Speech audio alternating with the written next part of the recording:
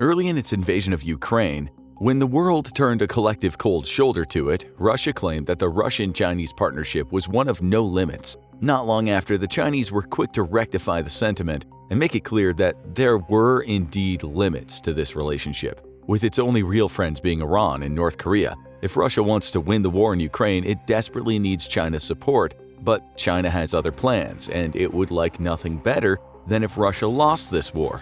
And not just any loss, the more catastrophic the better. Russia's war to defeat Russia by invading Ukraine is putting the nation in an increasingly tough position as the conflict enters the 18-month mark. Initially, sanctions against the country barely made a dent on its economy, thanks to booming energy revenues as the Western world bought up vast reserves of Russian energy in order to shore up for looming sanctions. But the boom times are over, and now Western price caps on Russian energy are gutting government revenues. These price caps allow Russia just enough leeway to keep selling oil and gas and thus avoid a global energy crisis, but not enough for Russia to turn a profit. In effect, Russia's greatest source of revenue has been reduced to a break-even state, even as the country taxes oil income according to the price of Brent crude rather than its own. This is cannibalizing its own energy industry just to continue financing the costly war in Ukraine. Even worse, as Russia switched to sell oil to India, they tried to make up its losses of Western business, and the Indian government demanded that all sales be made in rupees instead of rubles. This has left Russia with a massive quantity of Indian rupees,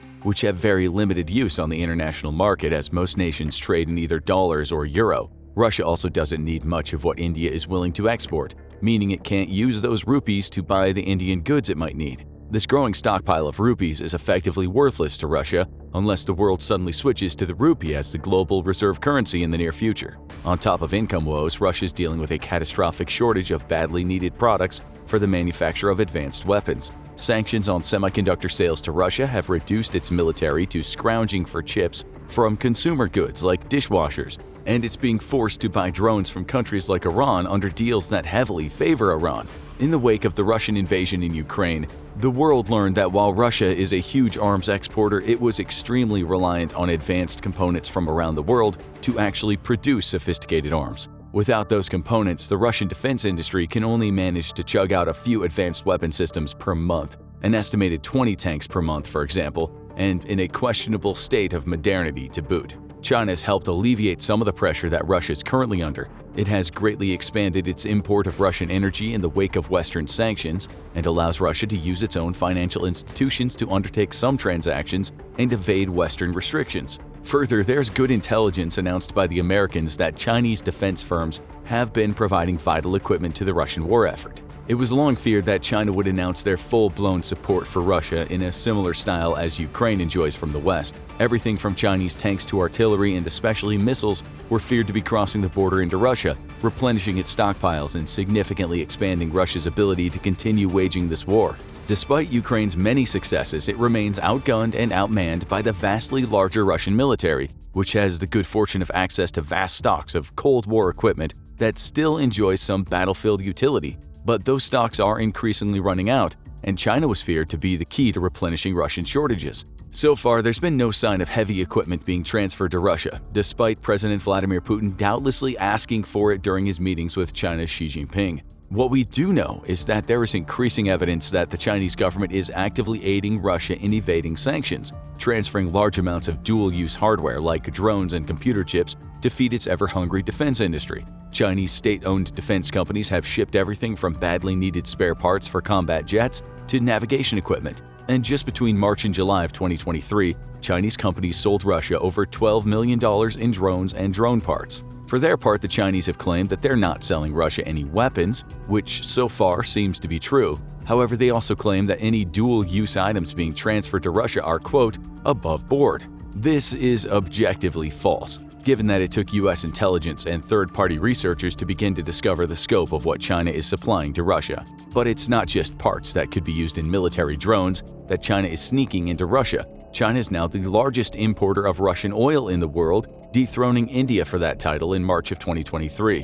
While Russia has not been able to make up all it lost in sales to the West, China now imports twice the amount of liquefied petroleum gas than it did in 2021, and crude oil imports are around 1.65 million barrels a day. One of the most painful blows to the Russian economy was sanctions by the West, which forbade Western insurance agencies from ensuring any ship used to transport Russian oil. This meant that Russia didn't just lose access to European tanker fleets, but to international fleets insured by European companies. That left it with few options with which to ship oil, given that pipelines to alternate markets are few and so specialized that only very specific products could be sent through them anyway. But here too, China's helping Russia out by providing its own supertankers and granting insurance to third-party tankers transferring Russian energy goods. According to an anonymous Chinese executive, China provided 18 supertankers and insured a further 16 third-party vessels in 2023, shipping 15 million metric tons of crude oil. It looks like, short of providing Russia with weapons,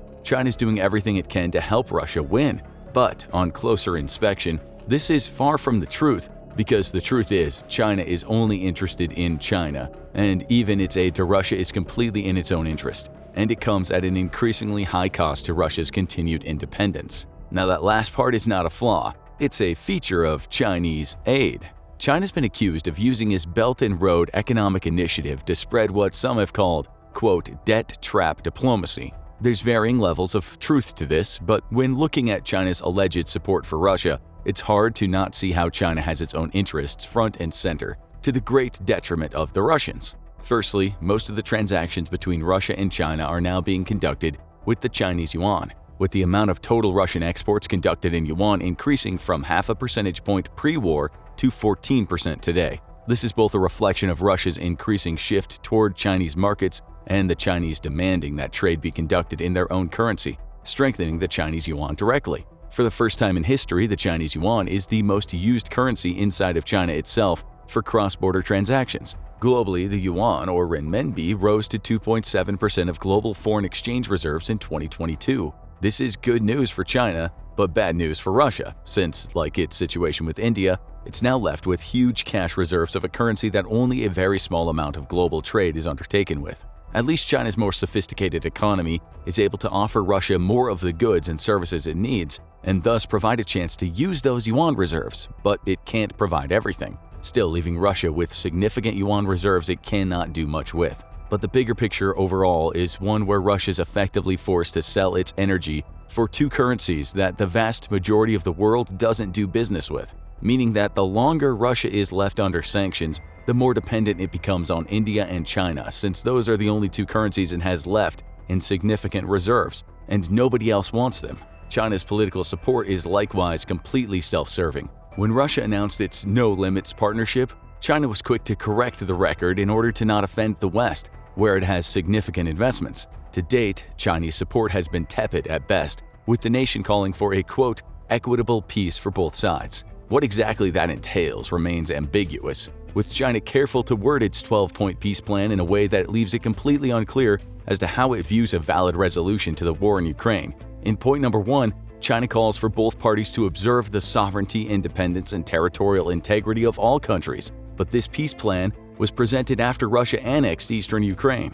So, does China support returning Ukrainian sovereignty to the annexed provinces, or does it support Russian claims of sovereignty? Nobody but the Chinese know, leaving their position pleasantly ambiguous, to their own benefit and to the detriment of Russia. With most of the world not recognizing its annexation of Ukrainian territory, Russia needs a significant world power to recognize its claims, or it'll lose them entirely. But as the world becomes increasingly polarized between liberal democracies and authoritarian dictatorships, why would China not fully embrace a like-minded authoritarian state? Why, in reality, does China want Russia to lose the war in Ukraine? It all comes down to what China needs in order to continue prospering and pursue its ultimate goal of dethroning the US as the sole global superpower. And Russia has everything China needs to accomplish this. Relations between the two states have varied wildly, from warm friendship during the first part of the Cold War to mutual distrust and even outright border conflicts in the second half. After the collapse of the Soviet Union, Russia was still the big boy on the block and China the junior partner. But the Chinese dragon has completely overtaken the Russian bear, with China now dwarfing it not just economically but politically and militarily as well. Russia's only remaining advantage over China is its nuclear arsenal, but with the state of the military on full display in Ukraine, there are serious questions as to the efficacy of an arsenal even bigger than that of the US. China's working to close that gap too, with massive investment in nuclear weapons in recent years, much to the world's detriment. China has a long memory of its treatment as a junior partner by the Soviet Union superpower, and continued by Russia until recently. It also remembers the territory stolen from it by the Russian Empire in 1858 under a set of humiliating treaties forced upon the Qin dynasty by the Russians. Russian Manchuria now includes the Amur Oblast and the southern half of the Khabarovsky Krai. It's not just national pride at stake, though, as Russian Manchuria happens to not just be strategically important, but also rich in energy resources and, most importantly, water. With China experiencing significant droughts, water shortages have put huge pressure on the nation, and the territory stolen from it by the Russian Empire happens to have two of the resources it needs most today. Russian Manchuria is only the tip of Chinese ambitions, though, because the greater prize is the entire Russian Far East. The RFE contains massive quantities of energy and other resources that remain largely unexplored and untapped. It is exactly these resources China is eyeing hungrily. Not only would it dramatically bolster the Chinese economy, but having access to those energy stockpiles would create a secure overland energy supply route directly to China. This is of significant concern when today China faces the very real prospect of having the U.S. Navy completely blockade its sea-based trade, which accounts for approximately 60% of its energy imports. Without the ability to challenge the U.S. Navy far from its own shores, having a vast supply of energy delivered via secure land routes would suddenly give China a lot of freedom to pursue some of its most aggressive foreign policy goals that the United States currently keeps in check, such as invading and annexing Taiwan. For its part, Russia has not helped Chinese ambitions in the region much. In 2014, Russia launched its Arctic Development Plan and did not include any Chinese involvement, nor did they make any mention of plans to prioritize Chinese energy needs. That's all changed as Russia has turned to China to finance significant infrastructure and energy exploration in the region. For the Russian political elite in Moscow, the situation is increasingly alarming. Not only are Russia's energy resources in its most far-flung region being financed by the Chinese, but China's own investments into the Russian Far East overall vastly outstrip its investments by the Russian federal government. Immigration, both legal and illegal, is creating a population that is increasingly more Chinese than Russian. In 20 to 30 years, it's feared that there will be more ethnic Chinese in the RFE than Russians. A concerning situation given the 113 million Chinese are sitting right across the border in neighboring Chinese provinces. Tensions between local Russians and Chinese populations are already nearing a boiling point. There's a deep resentment over the growing crowds of Chinese tourists who are said to be rude and patronize only Chinese businesses. In 2019, tensions came to a fever pitch over a Chinese-owned bottling plant on Lake Baikal, which is the world's deepest lake and holds 20% of the global freshwater supply. This Chinese plant would not only block local access to the water supply, but ship that water to China, where it's desperately needed. The Russian outrage was so pronounced that plans to build the plant were deemed illegal in Russian court. China's not done much to ease tensions and in fact seems to have signaled intentions to eventually retake Russian Manchuria. In 2023, Beijing approved the creation of official maps which showed the territories surrendered under the Qin dynasty under Chinese control and with their old Chinese names. The statement was clear: China wants what Russia has. And this is why China needs Russia to lose this war. And the worse it loses, the better. Russia's unlikely to simply allow demographics to shift ownership of the RFE from itself to China, even as a growing Chinese population creates an opportunity for an independence movement or an annexation by China. It is ironically exactly how Russia claimed justification for invading Ukraine: the protection of Russian speakers in eastern Ukraine. In another decade or two, China will have this exact same justification to move to annex the RFE, a region that's not just increasingly ethnically Chinese, but financially too. While China could absolutely defeat Russia in a conventional war, Russia is unlikely to let the RFE go peacefully and could resort to nuclear weapons to defend its territory. This is where a crippling loss in Ukraine would be to China's advantage, as such a loss would likely come with significant political upheaval, exactly the type of chaos China could use to make a move on the RFE, consolidating its hold before a fractured Russian state could properly react. In the end, it'd be a fitting fate for Russia to have its own territory annexed by a belligerent neighbor, but it would be a significant setback for the liberal world order, which has relied on the U.S. Navy's ability to control Chinese trade to keep its worst ambitions in check. The date is July 2019, and rumors of a military buildup of Chinese forces across the strait from Taiwan begin to leak to the international press. As the 4th of July is celebrated here at home, thousands of miles away, Taiwan begins to move their command and control functions into hardened nuclear-proof underground facilities. F-16s and other strike aircraft are moved into mountain bases, and dummy missile batteries and anti-aircraft platforms are set up around the island of Taiwan. August rolls around, and by now it's clear to the world that China is indeed massing what looks like an invasion force on its side of the Taiwan Strait. Though the Chinese leader Xi Jinping reassures the world that he's only interested in a peaceful reunification of Taiwan and the mainland. The American military is put at DEFCON 3, which signals the Air Force to be ready to mobilize for a potential nuclear conflict in just 15 minutes. As September comes, the Chinese military has begun commandeering civilian ships in order to help move its 1 million man strong invasion force across the channel. The Chinese military lacks the amphibious capability to move more than a few thousand troops at a time. But in order to face 100,000 Taiwanese defenders and their 2 million reservists, the People's Liberation Army will need every available ship it can get its hands on, no matter how big or small. Across the strait, Taiwan has begun littering the only 13 beaches that an invasion force could be landed on with mines, razor wire, and other horrific surprises. The U.S. Pacific Fleet is fully mobilized by now, and the United States is at DEFCON 2. All military leave is canceled, and Marines board transports as they head for bases in Australia, Japan, and Guam. PACOM's carrier groups disperse 1,000 miles offshore from Taiwan, careful to make sure that they do not stray too deep into the net of ballistic missile coverage that China uses to threaten American naval vessels. There's no hiding China's intentions now. An invasion of Taiwan is coming, and the entire world knows it. Taiwanese troops, supplemented by a few thousand rapid response American forces, dig in for what will be the largest amphibious assault in history. The date is October 3, 2019. The seas between Taiwan and China are finally calm again, presenting a narrow 4-week opportunity for an amphibious assault that only reoccurs briefly one other time of the year, in May. Chinese troops are rushed to waiting transports. The lucky ones board military amphibious landing craft, while the unlucky ones must make the treacherous crossing on civilian boats with little if any protection. Overhead, hundreds of missiles fly out over the strait, slamming into radar, communications, and control nodes all over the island. Airfields are cratered. Civilian power plants are destroyed. Chinese jets scream overhead en route to strike at Taiwanese tanks and artillery pieces, shortly after followed by Chinese bombers. Yet the Taiwanese Air Force has long been redeployed to underground facilities, and American-made F-16s flown by Taiwanese pilots rise up to meet the incoming Chinese planes. 1,000 miles away, U.S. carrier battle groups are given the green light to advance to forward positions just off the Taiwan coast, bringing a significant portion of America's naval air power. They alone are more than a match for the Chinese Air Force.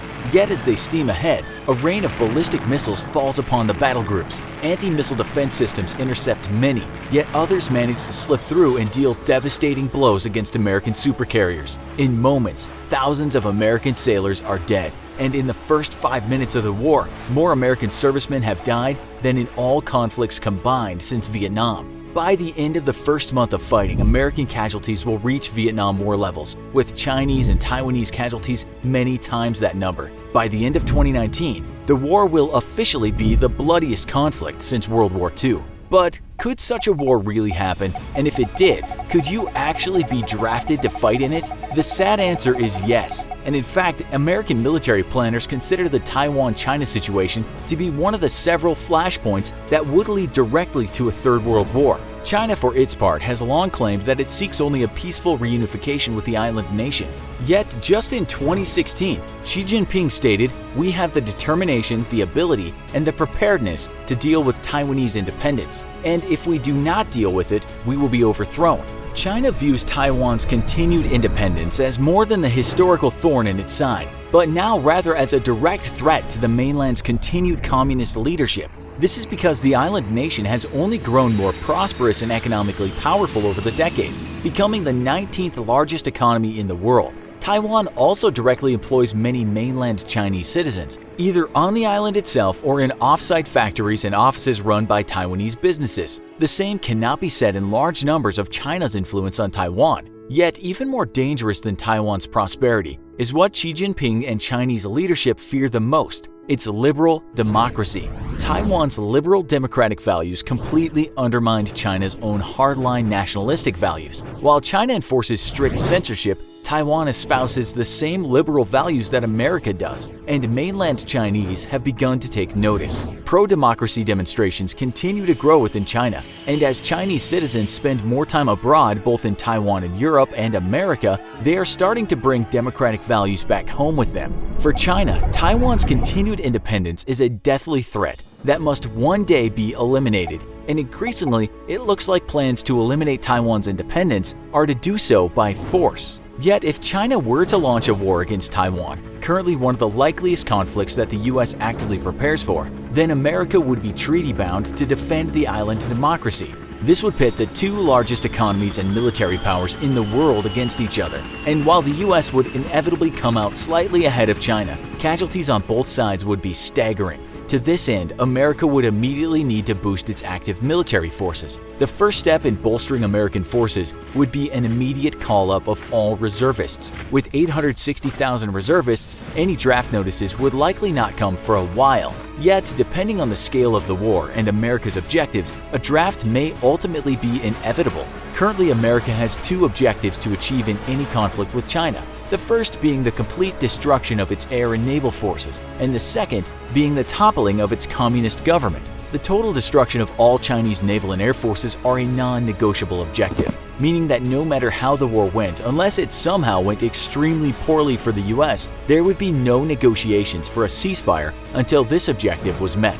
The US would direct all of its efforts and resources at ensuring that no Chinese naval or air forces survive the conflict. And the reasoning is quite simple. China cannot hope to fight a second war if its Navy and Air Force is destroyed, and a lengthy rearmament period would take a decade or more, giving ample opportunity for the US and allies to rearm themselves. The removal of China's communist government is an ancillary objective, which would be carried out via precision strikes, covert operations, and psychological operations aimed at the Chinese citizenry. Given that a purely military removal of China's government would require a full-scale land invasion, the US is happy to wage a war and not meet this objective, or leave it in the hands of a civilian population riled up by aggressive psychological operations. In the first scenario, it's unlikely that a draft would be instigated by the US government, given the US's advantages in naval and air forces both. Though both the American Navy and Air Force would suffer significant losses in the effort, China would indubitably face the complete annihilation of its own Navy and Air Force to the Americans and their allies. In this case, reservists would likely be enough to bring American combat strength back to manageable levels, and a draft would be highly unlikely.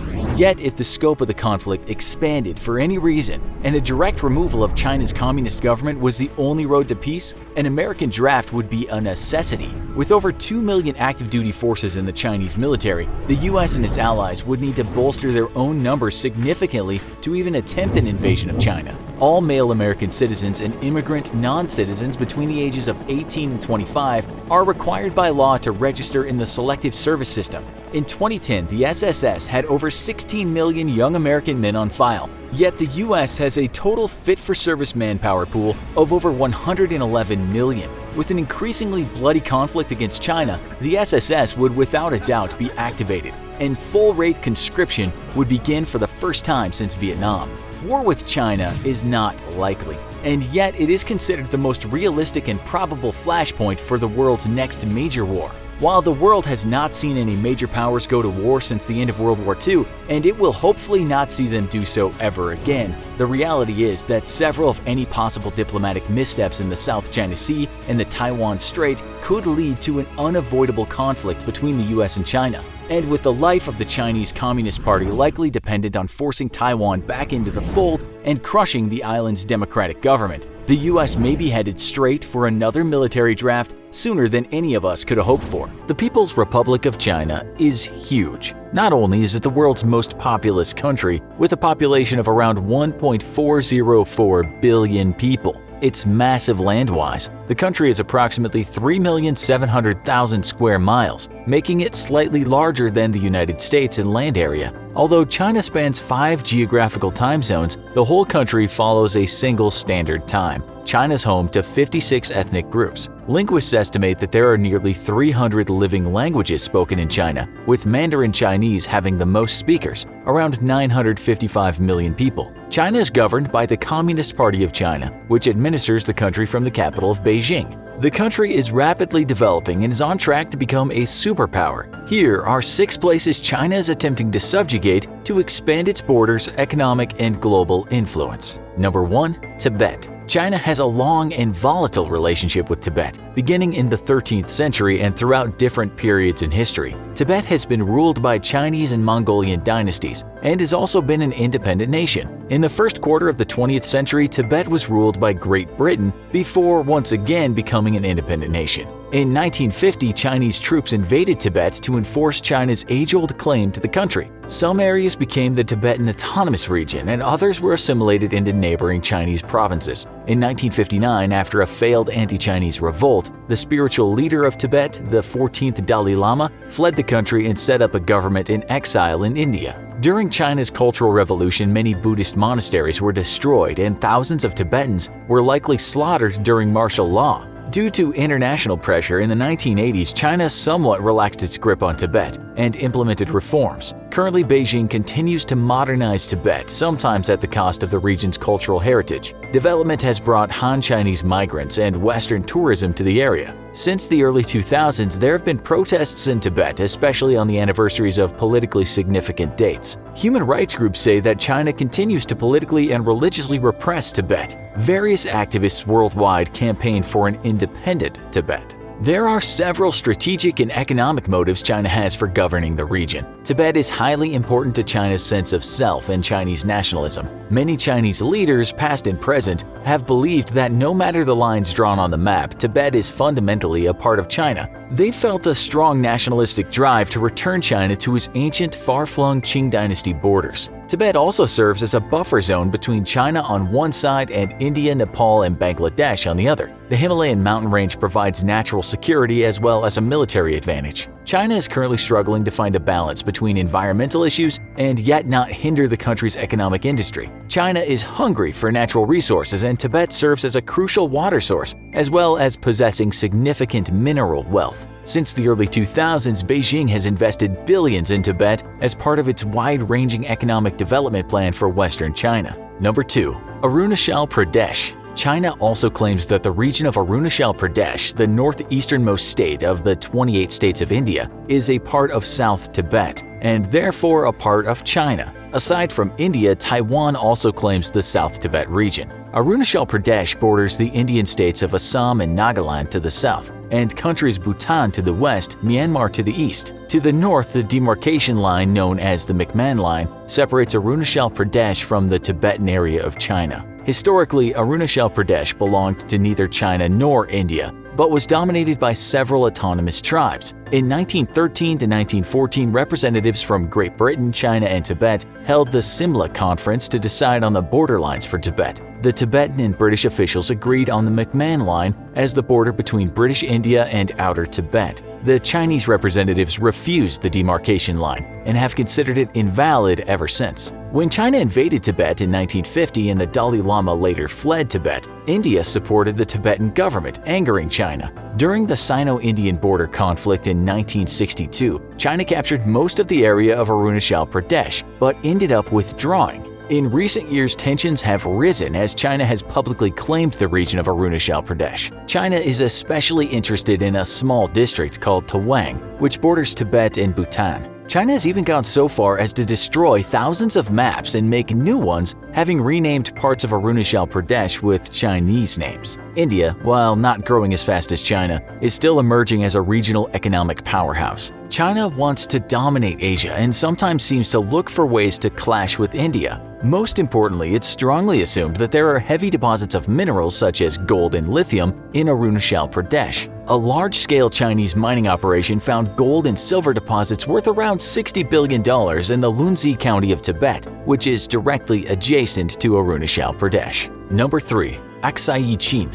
China and India also clash over another border region, Aksai Chin, near Kashmir. Aksai Chin is mainly in Hotan County, in the southwestern part of the Xinjiang Uyghur Autonomous Region, with a small area on the southeast and south sides lying within the extreme west of the Tibet Autonomous Region. India claims Aksai Chin as part of the Ladakh region of the Jammu and Kashmir state. Aksai Chin is a remote, inhospitable region where mainly nomadic tribes roam. The area was ignored until the 1950s when China built a military road through it to connect Tibet with Xinjiang. India was angry upon discovery of the road, and it ended up being a major factor in the Sino-Indian border conflict of 1962. At the end of the clash, China retained control of around 14,700 square miles of territory in Aksai Chin. In 1993 and 1996, the two countries signed agreements to respect the line of actual control, the demarcation line that separates Indian-controlled territory from Chinese-controlled territory in Jammu and Kashmir. Not only does China want Aksai Chin for maintaining a direct route between Tibet and Xinjiang,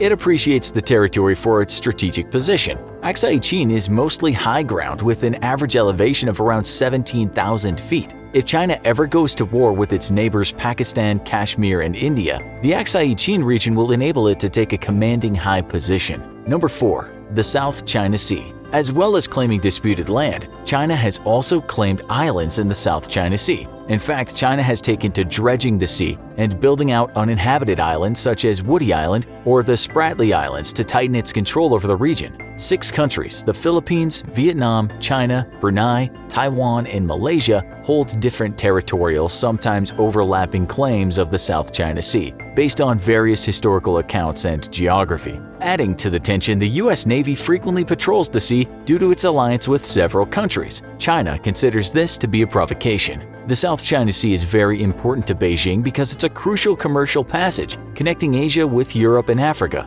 1/3 of global shipping, or $3.37 trillion of international trade, passes through the South China Sea. Furthermore, the seabed is rich with major oil and gas reserves. The U.S. Energy Information Administration estimates the region contains at least 11 billion barrels of crude oil and 190 trillion cubic feet of natural gas. Also, the South China Sea is a vital food source, accounting for 10% of the world's fisheries. In July 2016, an international tribunal in The Hague ruled that China had no historic rights over the sea and that some of the rocky outcrops claimed by several countries could not legally be used as the basis for territorial claims. Beijing rejected the ruling. More recently, some Southeast Asian nations have considered having bilateral talks with China to settle the dispute. The Association of Southeast Asian Nations, ASEAN, has been working with China to create an official code of conduct to avoid clashes in the disputed waters. Number 5. Taiwan. China has had an ongoing dispute with Taiwan for decades. It views Taiwan as a breakaway province that will eventually be part of the country again. But many Taiwanese citizens want a completely separate nation.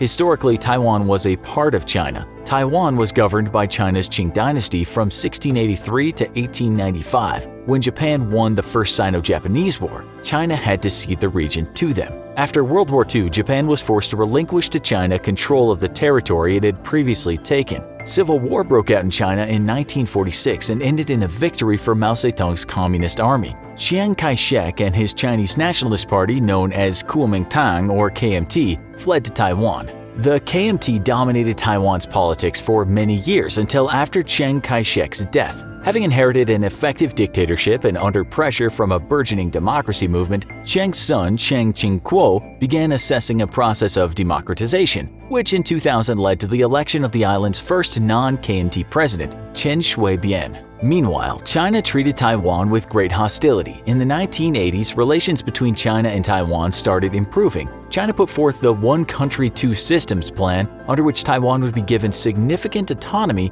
if it accepted Chinese reunification. Taiwan refused, but did relax rules for its citizens to visit and investment in China. Since the 1970s, the U.S. has been a close ally of Taiwan and has sold billions in defensive weapons to the country. Currently, U.S. policy in the region has been described as strategic ambiguity, seeking to balance recognition of China's emergence as a regional power with the U.S. support for Taiwan's economic success and democratization. In recent years, China has been alarmed by Taiwanese citizens electing politicians who favor independence from China. Furthermore, the Taiwanese public has staged various protests about Beijing's policies regarding the country. Currently, Taiwan's legal status is unclear, in limbo. The country has its own constitution, democratically elected leaders, and its own armed forces with about 300,000 active troops. China wants Taiwan to return to the fold because of nationalism. Also, Taiwan being a part of China is a strategic defensive move. If Taiwan was to become an independent nation with its close ties to America, the U.S. would likely have a naval port and military base in Taiwan, right on China's doorstep.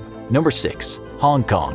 One final place where China is attempting to expand its power is Hong Kong. At the end of the First Opium War in 1842, part of Hong Kong Island became a British colony. Later, China leased the rest of Hong Kong, the new territories, to the British for 99 years. By the 1950s, Hong Kong had become a busy commercial port and a manufacturing hub. As the end of the 99-year lease approached, Britain and China held talks on the future of Hong Kong. In 1984, a deal was reached that Hong Kong would return to China in 1997, under the principle of one country, two systems. As a result, Hong Kong has a high degree of autonomy with its own legal system and borders, and rights including freedom of assembly and free speech for the next 50 years. However, in recent years, Beijing has been treading on Hong Kong's rights. Artists and writers say they're under increased pressure to self-censor, and democracy has been limited. The current leader was elected by a 1,200-member pro-Beijing election committee chosen by just 6% of eligible voters. Throughout the spring and summer of 2019, large protests erupted in Hong Kong in response to a proposed bill permitting the extradition of fugitives to mainland China. Citizens worry the bill will be used to target, detain, and extradite political dissidents.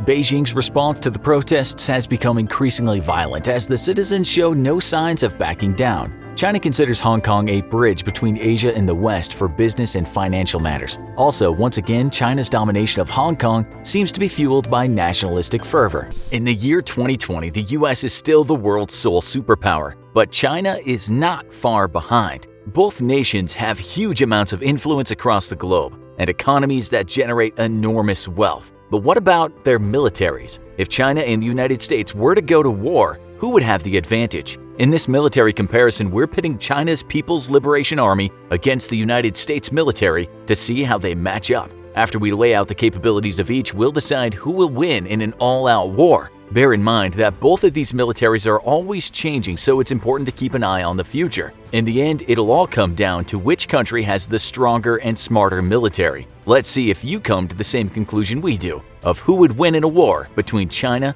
and the United States of America. In terms of resources, China and the US are both well equipped to support their militaries during the war. It's well known that the United States spends more money than any other country on its military. The most recent military budget for the United States was around $721 billion. That's more than many countries' entire GDP. On the other hand, China's military budget is around $178 billion. Notice the huge contrast between the two nations' military spending. Just in pure spending, the United States beats China. But just because a country spends a lot of money does not mean they have the better military equipment or personnel. Although the United States invests more money in their military, China leads with a different resource: manpower. If all-out war happened, the ability to manufacture weapons and replenish casualties would be vital. The current population of the United States is just over 330 million people. The population of China, around 1.5 billion people. Of course, not everyone in each population would be able to fight or work in factories, but just in terms of people, China vastly outnumbers the US. This brings us to the active number of military personnel in each country. Who has the bigger military? Well, it should come as no surprise that the number of soldiers in China's military is much larger than the United States. With more people in the country, there are more people in the military. In fact, the number of military personnel in China is almost double the amount of military personnel in the United States. The US military consists of around 1.3 million personnel on active duty. The People's Liberation Army has just over 2 million military personnel. If war broke out between the two countries, the United States would need to immediately reinstate the draft, just to come close to matching the number of military personnel the People's Liberation Army currently has. Due to the immense size of the Pacific Ocean, a war between China and the US would most likely not start on land. So let's first look at the Air Force capabilities of each nation and how they stack up against one another. The total number of military aircraft the United States has is around 5,370. China's Air Force contains about 3,010 planes, but these numbers are always fluctuating as new planes are built and old aircraft are retired. Right now, the Chinese military is building and purchasing aircraft much faster than the US. It's estimated that in a few years, the number of aircraft between the two nations will be comparable. But what about the types of aircraft? Which country has better fighter planes, bombers, and transports? The United States has a vast array of aircraft at their disposal, the most impressive of which are the F-35 Lightning, F-22 Raptor, and F-15 Eagle. These fighter jets help the US maintain air superiority. However, China has its own stealth fighter in the J-20, although it's only available in extremely low numbers and is generally considered a poor man's version of the American F-35. In the air, the American military still retains a lethal advantage over the Chinese military with more sophisticated avionics, a much larger fleet of fifth-generation aircraft, and a far greater number of support aircraft such as tankers and AWACS platforms. American pilots also train on average 20 to 30 hours more per year than their Chinese counterparts, and in more realistic scenarios than the Chinese. As we look at other aspects of the Air Force in each country, we find that larger aircraft such as bombers and transports are not equal. The United States has a clear advantage. There are two reasons for this. The first is because the US just has more aircraft. The second reason is because a lot of money being pumped into the United States military goes to research and development each year. The United States aircrafts are up to date, while the Chinese Air Force is still working with functional but older models. You don't need to look much further than the United States' Boeing B-52 Stratofortress, Northrop B-2 Spirit, and Rockwell B-1 Lancer to show that in terms of dominating ground targets from the air, the US has the advantage. Other than the skies, the next most important military technology in a war between China and the US would be the Navy. Controlling the oceans in this conflict would be vital for success. One of the most important ships in a naval arsenal would be the aircraft carrier. The floating fortresses would be crucial to launching airstrikes on the opposing country. Currently, the United States is the world leader in aircraft carriers. The US has 11 active aircraft carriers, while China only has 2, and only one of those is currently rated as combat ready. This clearly puts dominance of the ocean in favor of the United States military. But what about other warships? If China could destroy the US aircraft carriers, would they have the advantage? The United States currently has around 430 naval ships on active and reserve duty. However, only about 300 of those ships are currently able to deploy at a moment's notice. If war broke out between China and the United States right now, China would have a fleet of 335 ships to call upon. But just like the case for the US, not every ship would be available for combat, with about 20% on each side being currently undergoing maintenance, retrofit, or rest and relaxation for its crews. Without eliminating the US's aircraft carrier fleet, China would stand no chance of victory in the Pacific if all-out conflict took place. Yet even with American carriers out of action, China would be extremely hard-pressed to deal with the American submarine fleet. While it has its own fleet of 74 subs versus the US's 66, China severely lacks in anti-submarine warfare assets and would be ill-equipped to take on America's silent service. On the American side, a disastrous performance by its own anti-submarine warfare assets during exercises in the early 2000s revealed a terrible crumbling of the American Navy's capability to wage anti-submarine warfare after the end of the Cold War. Since then, and with the help of ultra-silent diesel submarines from partner nations, the US has undertaken great steps to once again bolster its ASW capabilities and is believed to be well prepared to face any enemy fleet as the world prepares for great power competitions once again. For now, the US fleet remains supreme, but it's divided between responsibilities around the world, while China can focus the entirety of its efforts in fighting America's Pacific Fleet alone.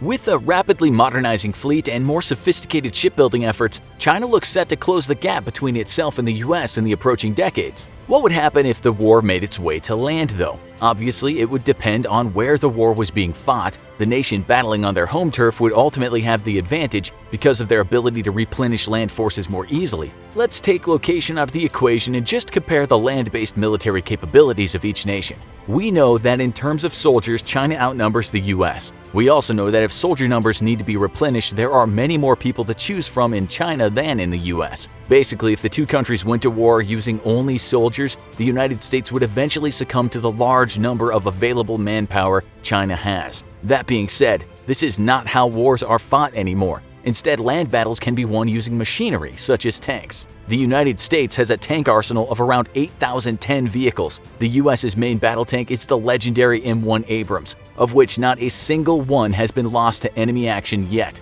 If deployed, the United States tank army would be a devastating force. It would plow through anything in its path. China has fewer tanks at around 6,560, and just under half of those are first-generation tanks dating back to the early Cold War era. Around 2,360 of the Chinese tanks are Type 59s. These tanks were produced in the 50s and 60s. They're antiquated and currently retired, but still kept in reserve. This means that the tank force of China is actually much smaller than the United States'. The US pours billions of dollars into upgrading their tanks with state-of-the-art equipment and keeping their forces modernized. Clearly, the United States would decimate China in a tank battle. In today's day and age, battles are rarely fought only on the ground. At some point, they may not even be fought on the planet. Recently, the United States has implemented a new branch of the military, Space Force. Space Force's missions is to organize, train, and equip space forces in order to protect U.S. and allied interests in space and to provide space capabilities to the Joint Force. It is clear that the United States is moving toward militarizing this new horizon.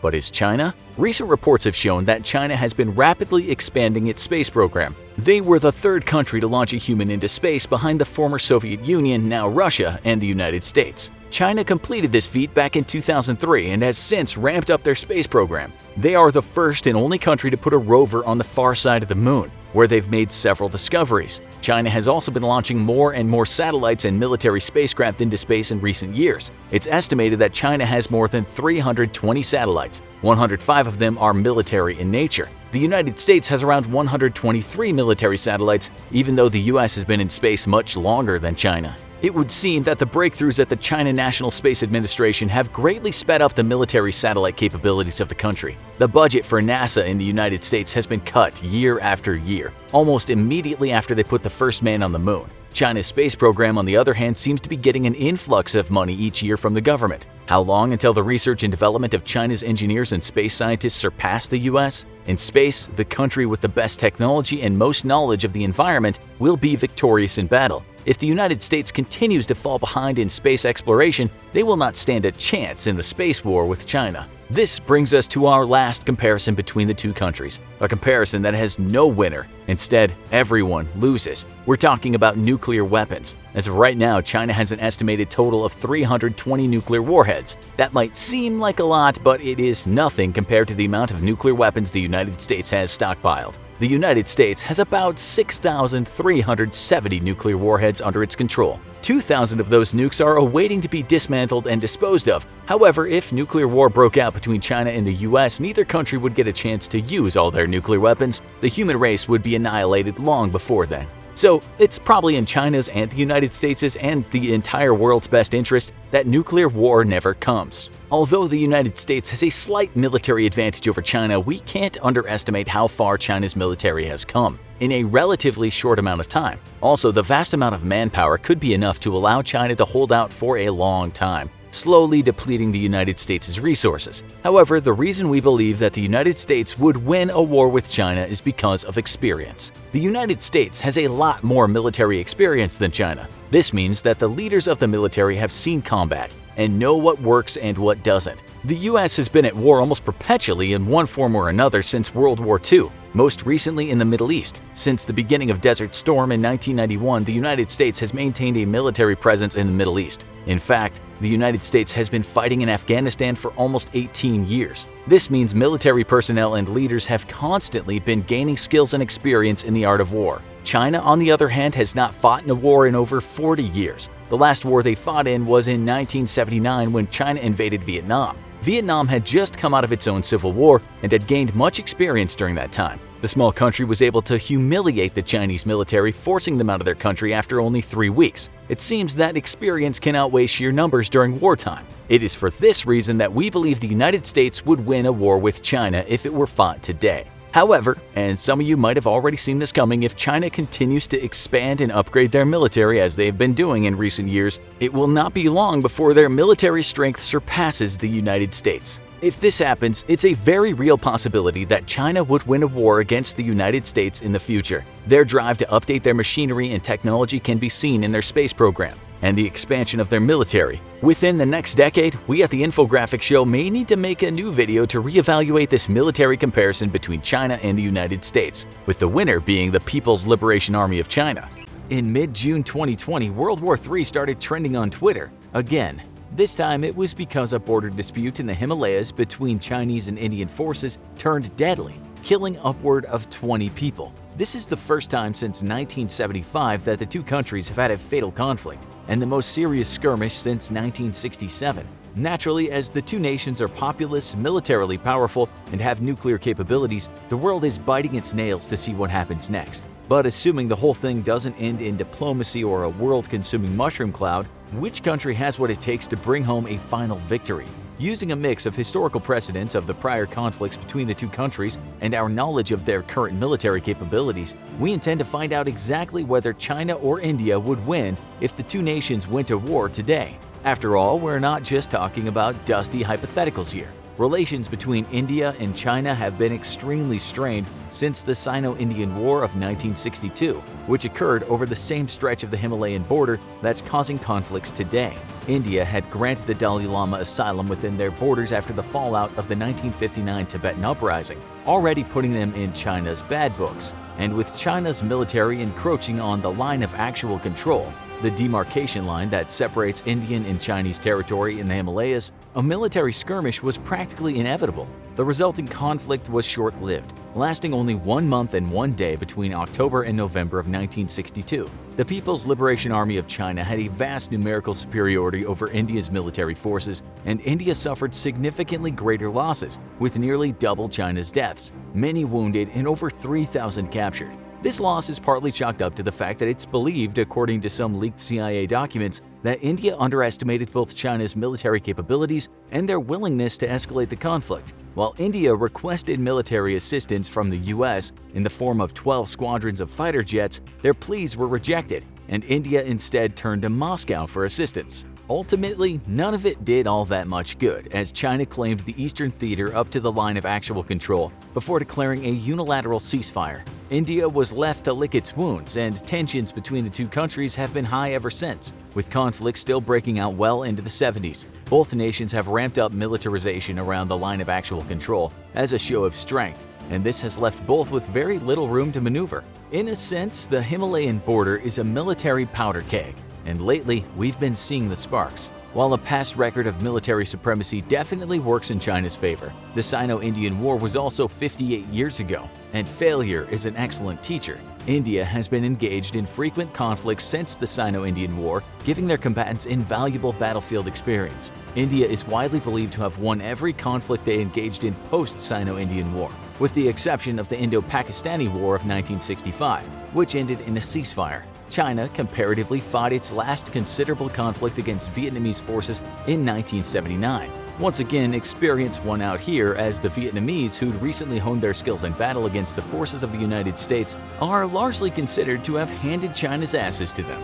This is why the value of actual experience in war can never be overstated. But let's take a step back and look at what these two militaries have to offer in terms of manpower, technology, training, and resources. First, soldiers, the bread and butter of any military. Much like the Sino-Indian War, China has numerical superiority, though in India's defense, seeing as China is ranked as having the highest number of active military personnel in the world at 2,035,000, China's military has numerical superiority over literally everyone. With over 500,000 reserve personnel who could be easily called into action in a wartime scenario, China is a force to be reckoned with. India, however, isn't all that far behind, with 1,237,117 active personnel and an impressive 960,000 reserve personnel, putting the difference between their totals in the mere hundred thousands. But here's the big twist. The numbers here only pertain to the Indian Army, which is the ground force branch of the Indian Armed Forces, whose total number of active personnel are 1,444,500, second only to the PLA's total active personnel. However, the overall numbers of reserve personnel for the Indian Armed Forces now dwarfs China's at an astonishing 2.1 million. The Indian Navy boasts 67,252 active personnel and 55,000 reserves. The Indian Air Force has 139,576 active personnel and 140,000 reserves. In contrast to India's three-pronged system, the PLA consists of 5 branches: the Ground Force, Navy, Air Force, Rocket Force, and the Strategic Assault Force. The Ground Force is the Chinese infantry and land-based operations, with 975,000 active personnel. The PLA Navy has 240,000 active personnel. The Air Force even higher at 398,000 active personnel. The People's Liberation Army Rocket Force, also known by the pretty funny acronym PLARF, is the branch of the military in charge of the land-based ballistic and nuclear armaments. They have only 100,000 active personnel. And finally, the Strategic Assault Force. This is the newest branch of the PLA, established officially in 2015, dealing with extremely modern forms of warfare like space and cyber operations. This division is so new that we don't even have an exact number of active personnel, But due to the specialization of the job and the fact that the group is only 5 years old, it's safe to assume that it's likely the smallest branch of the PLA. However, we also have a far wider trend to consider here: the fact that China and India are two of the most populous nations on Earth, with populations of 1.393 billion and 1.353 billion respectively, as of 2018. In a situation of all-out war over their shared border, if both nations introduced conscription, the numerical differences between their armies would ultimately be nebulous. So, if neither army would have an extreme numerical edge in the case of another conflict, let's zoom in and take a look at the average military service member in each infantry, specifically their training, equipment, and weaponry. Thankfully for India, they've grown to invest in more intensive military training over the years, including joint operations training with the British, US, Japanese, French, and Australian militaries as their involvement in the UN deepened. The Indian military has also consistently invested in modernized primary assault rifle systems for their troops, currently working with a mix of American Sig Sauer 716 assault rifles and an Indo-Russian AK-47-203, a modernization of the famously reliable and hardy AK-47. As of 2018, Indian infantry troops are fitted with SMPP ballistic armor, even capable of withstanding blasts from the steel core rounds fired out of an AK-47. All these factors add up to one formidable individual soldier. China's infantry troops don't have quite the same thing going for them. Modern Chinese military training has been criticized for years for its lack of useful applications in real-life combat scenarios, meaning the average military skills of a Chinese infantryman may leave something to be desired compared to their Indian counterparts. They're formidable in the rifle department with the QBZ-95-1, a reliable bullpup rifle which performs best at long range. However, despite China being one of the world's most prolific exporters of body armor, it hasn't historically fitted its troops with that same standard of protection. The PLA is notorious for its light loadout, often leaving soldiers ill-prepared for taking fire, and giving the Indian infantry troops a huge comparative advantage. However, this may change in the not-too-distant future. According to a report from Global Times, China is investing heavily in updating and modernizing its training system, as well as planning on procuring 1.4 million units of high-quality body armor for the PLA. While this isn't currently a certainty, if these plans do go through, any advantages that the Indian Army may have had on an individual soldier level would essentially evaporate, leaving them dead even once again. But these days, war is far more complex than a large group of armed men running at each other and fighting down to the last one standing. In modern warfare, technology can give militaries the crucial edge they need to secure a victory over the enemy. Since 2008, China and India have ranked second and third respectively in global military spending, but the gap between them is still pretty immense. Last year, China spent an astonishing $261 billion on military development, compared to India's far smaller $71.1 billion. This disparity becomes a little more natural when you realize that China's economy is 5 times the size of India's. Let's take a look at how these numbers actually translate into vehicles for their armies, navies, and air forces. While China is generally packing more hardware than India, one exception is in the world of tanks, where India's over 4,200 stands over 1,000 units greater than China's 3,200 plus tanks. However, this doesn't paint the whole picture of China's ground capabilities. If we're looking at the number of armored ground vehicles overall, China's 33,000 dwarfs India's 8,600, giving them considerable ground superiority, bolstered by the fact that they have 10 times more rocket projectors than their Indian counterparts. China also holds dominance over the skies with 3,210 aircraft compared to India's 2,123. It also has approximately double the fighter and interceptor jets and 507 workable airports compared to India's 346. Once again, sadly for India, this trend continues into the country's navies. In terms of total naval assets, China outnumbers India by 777 to 285. More specifically, it has 74 submarines to India's 16. 36 destroyers to India's 11, and if wars were decided on equipment alone, it's unquestionable that China would take the win here. Of course, while nobody on Earth wants the conflict to escalate to this point for the sake of all human life, we'd be remiss to not return to the fact that China and India are both nuclear nations. If the war ever did become an exchange of nuclear force, who would come out on top?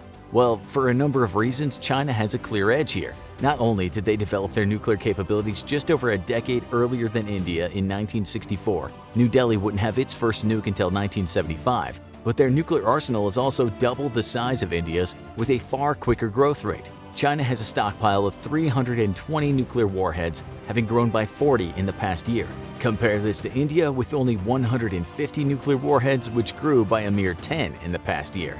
Both nations can deploy these warheads via the nuclear triad of missiles, submarines, and bombers, and thankfully for the human race, both have a no first strike policy. This means the warheads can only be used in retaliation to another nuclear attack, making it less likely that either country would want to strike first. Of course, if either did, all of us would ultimately lose from the resulting radioactive firefight. But on sheer numbers, China takes the clear win with regard to nuclear capabilities. One final factor worth considering is one that's rarely mentioned in a lot of abstract military planning: allies. While it's easy to think of war purely in terms of enemies, your diplomatic and military friends can also be a make or break factor in determining the outcome of a conflict. While China could largely be working a solo war against India with the exception of perhaps Pakistan, a country with fraught relationships with India to say the least, India itself has been building diplomatic relationships with a number of extremely valuable allies. These include the United States, a country with the highest military spending in the world, who under President Trump have gone cold on relations with China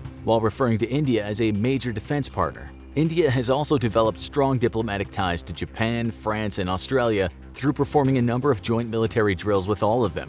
Having these various world powers behind them gives India a serious combat edge over China, providing these allies come to India's side in their time of need. While the US could be India's greatest ally in this speculative war, foreign policy under President Trump has been known to be capricious and unreliable to other allies, such as the Kurdish forces in Syria in 2019. So there's really no way of telling for sure. So back to our big question: who would win in a modern conflict between India and China? Turns out it's a lot more complex than you may have thought. While a layman might assume that China's apparent numerical and monetary advantages hand it an easy win, these advantages can be neutralized by India's stronger troops, who are better equipped, better trained, and more experienced, and its greater network of powerful allies. Then there's the strategic picture. As while the Indian Navy is smaller than the Chinese Navy, India itself is situated on the jugular of Chinese trade, so to speak. Chinese trade ships must pass through the Indian Ocean to reach their destinations, and while China may have a larger fleet,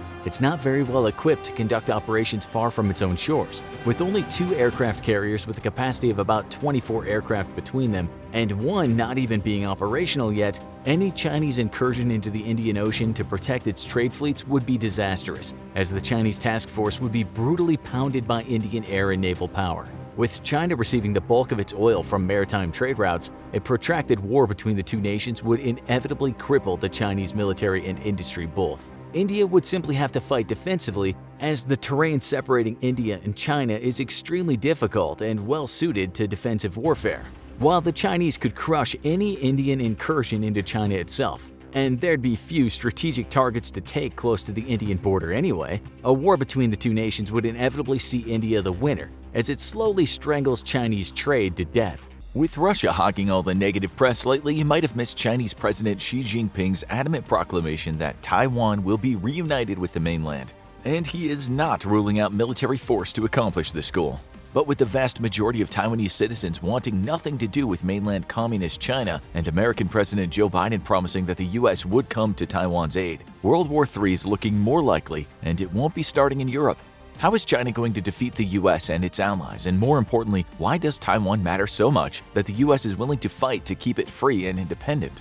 China wants Taiwan, and the US wants Taiwan to remain free. Both sides have their various reasons, but there are some significant overlaps. For China, Taiwan is both a matter of national prestige and a national defense priority. The island is home to the Chinese nationalists who fled after losing the war against the communists after World War II. And given the difficulty of an invasion plus the support of the United States, reunifying this breakaway province by force has not been an option for China. It's only recently, with China's vast modernization of its military and steadily expanding amphibious assault capabilities, that the dream of taking over Taiwan is approaching fruition.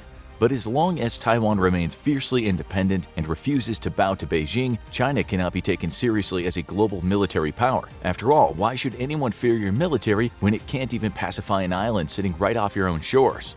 For the Chinese Communist Party, Taiwan represents an existential threat, though. The nation began as a dictatorship but gradually became a liberal and open democracy. Today, it's amongst the most successful democracies in the world, and that's a big problem for the CCP. As long as Taiwan remains independent, it remains a symbol for the Chinese people of what life could be like for them if they were no longer under the thumb of the CCP. After the extreme measures enacted by President Xi during and after COVID, disillusionment with China's government and the very society it's built around has skyrocketed amongst the youth. To many of them, the democracy lurking right off their own shore is a more appealing choice, and as long as Taiwan remains independent, it'll continue singing its siren song of democracy to the Chinese people. However, there are two very real and very significant strategic reasons for China to want to take Taiwan back and for the US to want it to remain independent. First is a Western strategy known as the First Island Chain. This is a chain of pro-Western friendly nations that ring the shores of China and Russia both. During the Cold War, it acted as a physical barrier to communist navies in case of war, who would be hemmed in and unable to operate in open waters without being destroyed attempting to break to the open sea. The First Island Chain also allows friendly navies to operate very close to enemy shores by having resupply and repair facilities readily available and not relying on far-flung bases, which would limit loiter time for friendly ships and aircraft.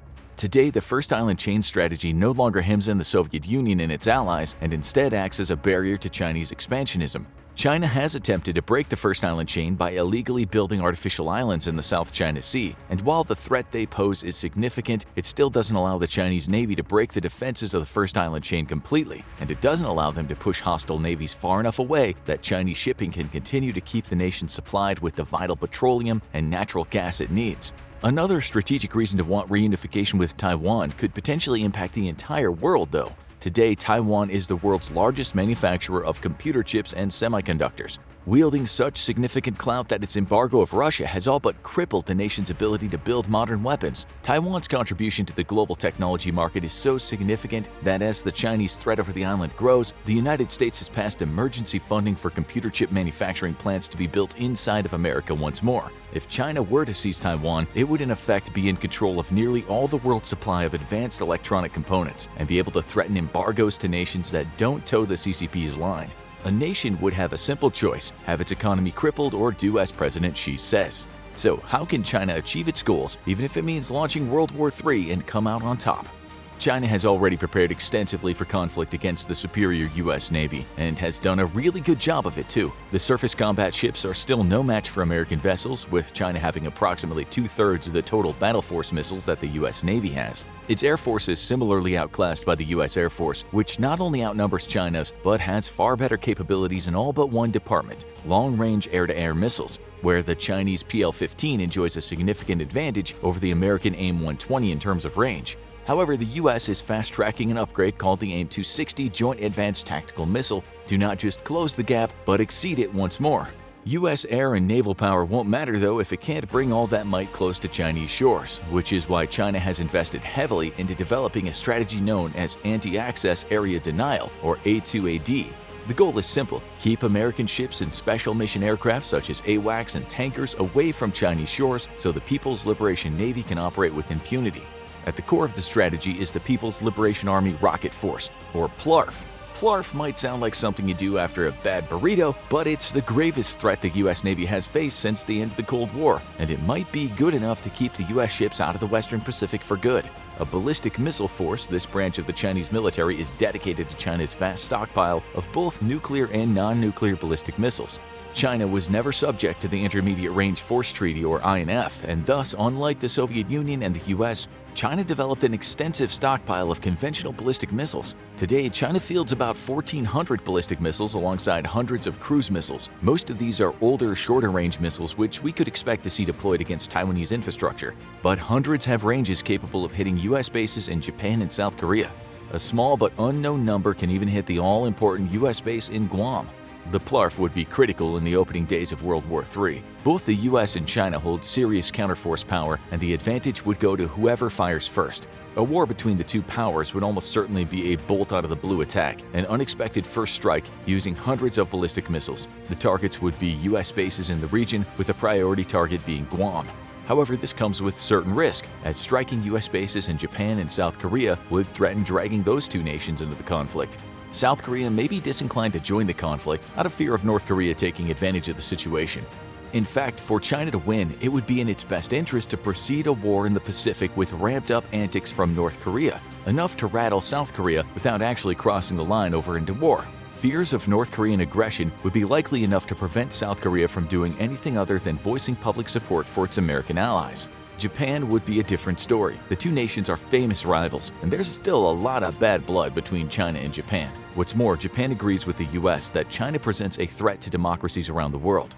Losing a fellow democracy like Taiwan to China could represent a larger global shift toward authoritarianism.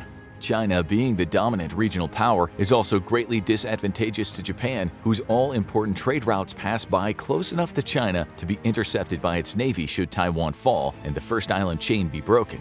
Thus, it's almost a foregone conclusion that Japan would join the war anyway, no matter what China ends up doing. The rewriting of its constitution allows the expeditionary deployment of its military, bucking the self-defense pacifist ideology of the past, and it's proof that Japan is actively preparing to send ships, troops, and planes to aid the US and Taiwan. This is a serious problem for China because Japan provides a convenient staging ground for both the US naval and air forces. A significant number of ballistic missiles would have to be dedicated to striking Japanese air bases and harbors in order to deny both to the US military. Chinese military doctrine states that the PLARF is to be used in a swift, precise, and overwhelming strike against an enemy force. This means eliminating the greatest threat to Chinese ambitions in the region, the United States Navy. It's not enough to shut down US bases and airfields. America has a huge expeditionary capability and lots of friends from where they could stage ships and planes. Winning the war in the Pacific means beating the US Navy black and blue. China is counting on the US's public aversion to military casualties to win the war the moment it starts. To achieve it, it needs to score huge losses to the US at the onset of the war in terms of both men and material. That's why US aircraft carrier strike groups are China's #1 priority. Not only do American supercarriers threaten all Chinese naval shipping, but the loss of even a single carrier would result in the death of thousands of American sailors. This is something China hopes it can use to shock and awe the American public into not supporting a protracted war. Because China cannot win a long-term conflict against the US, it simply lacks the material and ability to protect its trade overseas, while it can do nothing to threaten American global trade.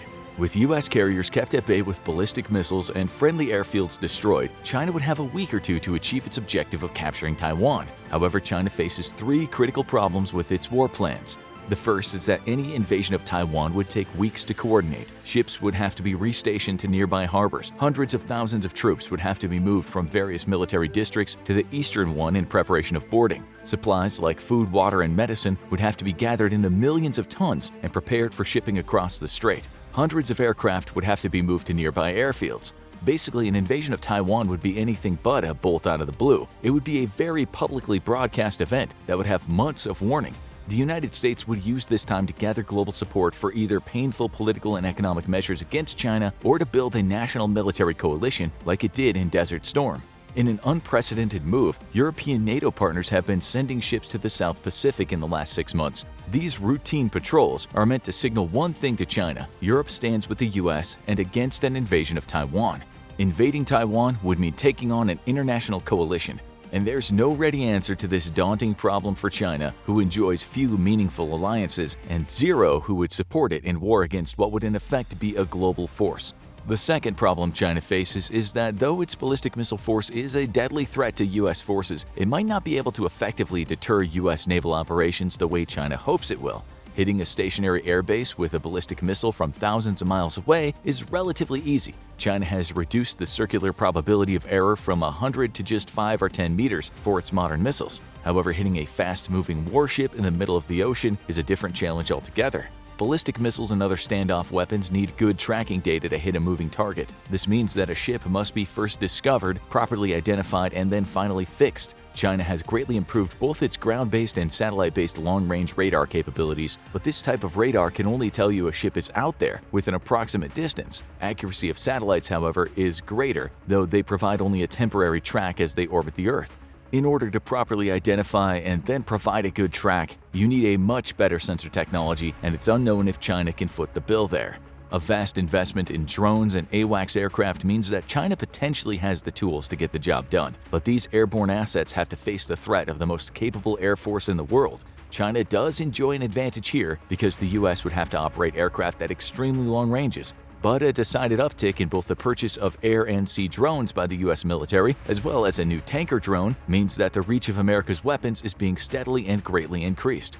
Even if China can overcome the difficulties in hitting moving targets, there's still one Achilles heel it has no solution for, neither today nor in the projected future. China depends on overseas trade for the majority of its oil and natural gas imports. It does have 2 land-based connections to Russia, but one of these, the pipeline from Sakhalin, would make an easy target for a cruise missile strike via submarine. That would leave only one inflow of oil and natural gas in the far west out of U.S. reach. This would basically be a trickle compared to China's current fossil fuel supply, and within weeks the nation would run out of oil altogether. Its military could fight on for a few months at most due to the strategic reserves, but its economy would come crashing to a halt as the civilian sector becomes energy-starved. To add insult to injury, over 60% of Chinese trade comes via the ocean. Except it wouldn't in case of war, thanks to the U.S. Navy. Even if its ballistic missile forces are effective at keeping the U.S. Navy at bay, ballistic missiles can't stop the huge U.S. attack submarine fleet. Surface task forces could also easily choke off China at multiple traffic choke points for maritime trade, including the Malacca Straits, the Gulf of Oman, and the Panama Canal. China is attempting to secure ports and airfields outside of the country so it can base forces near these strategically important waterways, but so far has only succeeded in gaining the use of a small base at Djibouti, only miles from a much bigger American base. With the bulk of the world on the US's ideological side and the vast network of friends and partners the US can use to leverage pressure on anyone contemplating allowing China to build military bases on their territory, it's not predicted that China's forward-deployed military forces will grow in any significant amount. The Chinese Navy may be the largest in the world today, but most of these ships are smaller vessels meant to act as missile boats or harass the fishing vessels and oil-exploring ships of neighboring nations, not attempting to dislodge a U.S. carrier strike group from a vital trade artery. For all its planning, there's nothing China can do about this situation in the current or even long term, though it is steadily working at building a blue water navy capable of operations far from home shores. It still has a significant way to go to get there, however, and even the U.S. remains firmly in the lead. You're sipping on a cup of steaming coffee in mission control of the China National Space Administration. The room is covered from wall to wall with glowing screens and monitors. You lean back in your chair and gaze through the wisps of haze rising from your mug. All is quiet as you're about to shut down the U-2 rover for its daily recharge. Suddenly, a scientist bursts through the doors, his hair disheveled. His eyes are as large as full moons. "You won't believe this," he pants. "We found something." You stand up and rush over to the scientist. You eagerly urge him to go on, but he has to catch his breath. The scientist finally stands up and sputters, We found something strange on the dark side of the moon." You take a step back and ask him to repeat himself. The scientist said, "I was going through the videos from U-2 and it picked up something strange, something that we can't explain." A million thoughts race through your head. What could the mysterious object be? You need more information, but you can't help the feeling of butterflies in your stomach as you think, could we have found life? Aliens? A crashed UFO? What is it, you ask as you shake the scientist. "We just don't know. It looks to be a gel-like substance. It's in one of the craters the rover was exploring. There shouldn't be any gel on the moon. There's no atmosphere and it's freezing cold," he responds. A gel-like substance, you think? How could there possibly be a gel-like substance on the moon? You run over to the red telephone on your desk and pick it up. There are no buttons to push. Once the phone is removed from the cradle, it automatically dials the head of the China National Space Administration. The line picks up and you speak into the receiver. "Sir, we found something. I think you should bring everyone in. This could be big." As you wait for your boss and the rest of the team to come in, you think back to December 7th, 2018, when the China National Space Administration launched Chang'e 4. The main goal of the mission was to land on the dark side of the moon and collect data. On January 3rd, 2019, China became the first country to successfully land a spacecraft on the far side of the moon.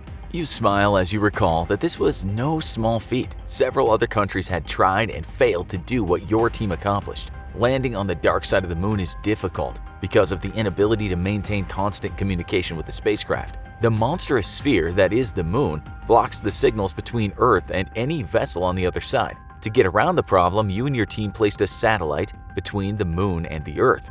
The satellite is at an angle which allows you to maintain communication with Chang'e 4 at all times. Once the spacecraft successfully touched down, the U-2 rover drove off the lowered landing platform and cruised across the ancient moon dust. U-2 is the only rover that has ever explored the dark side of the moon. It's an exciting time for all astronomers and astrogeologists. U-2 will collect data that may uncover the mysteries of the moon's early history. You're brought out of your reminiscing when the entire team that's working on Chang'e 4's lunar project floods into mission control.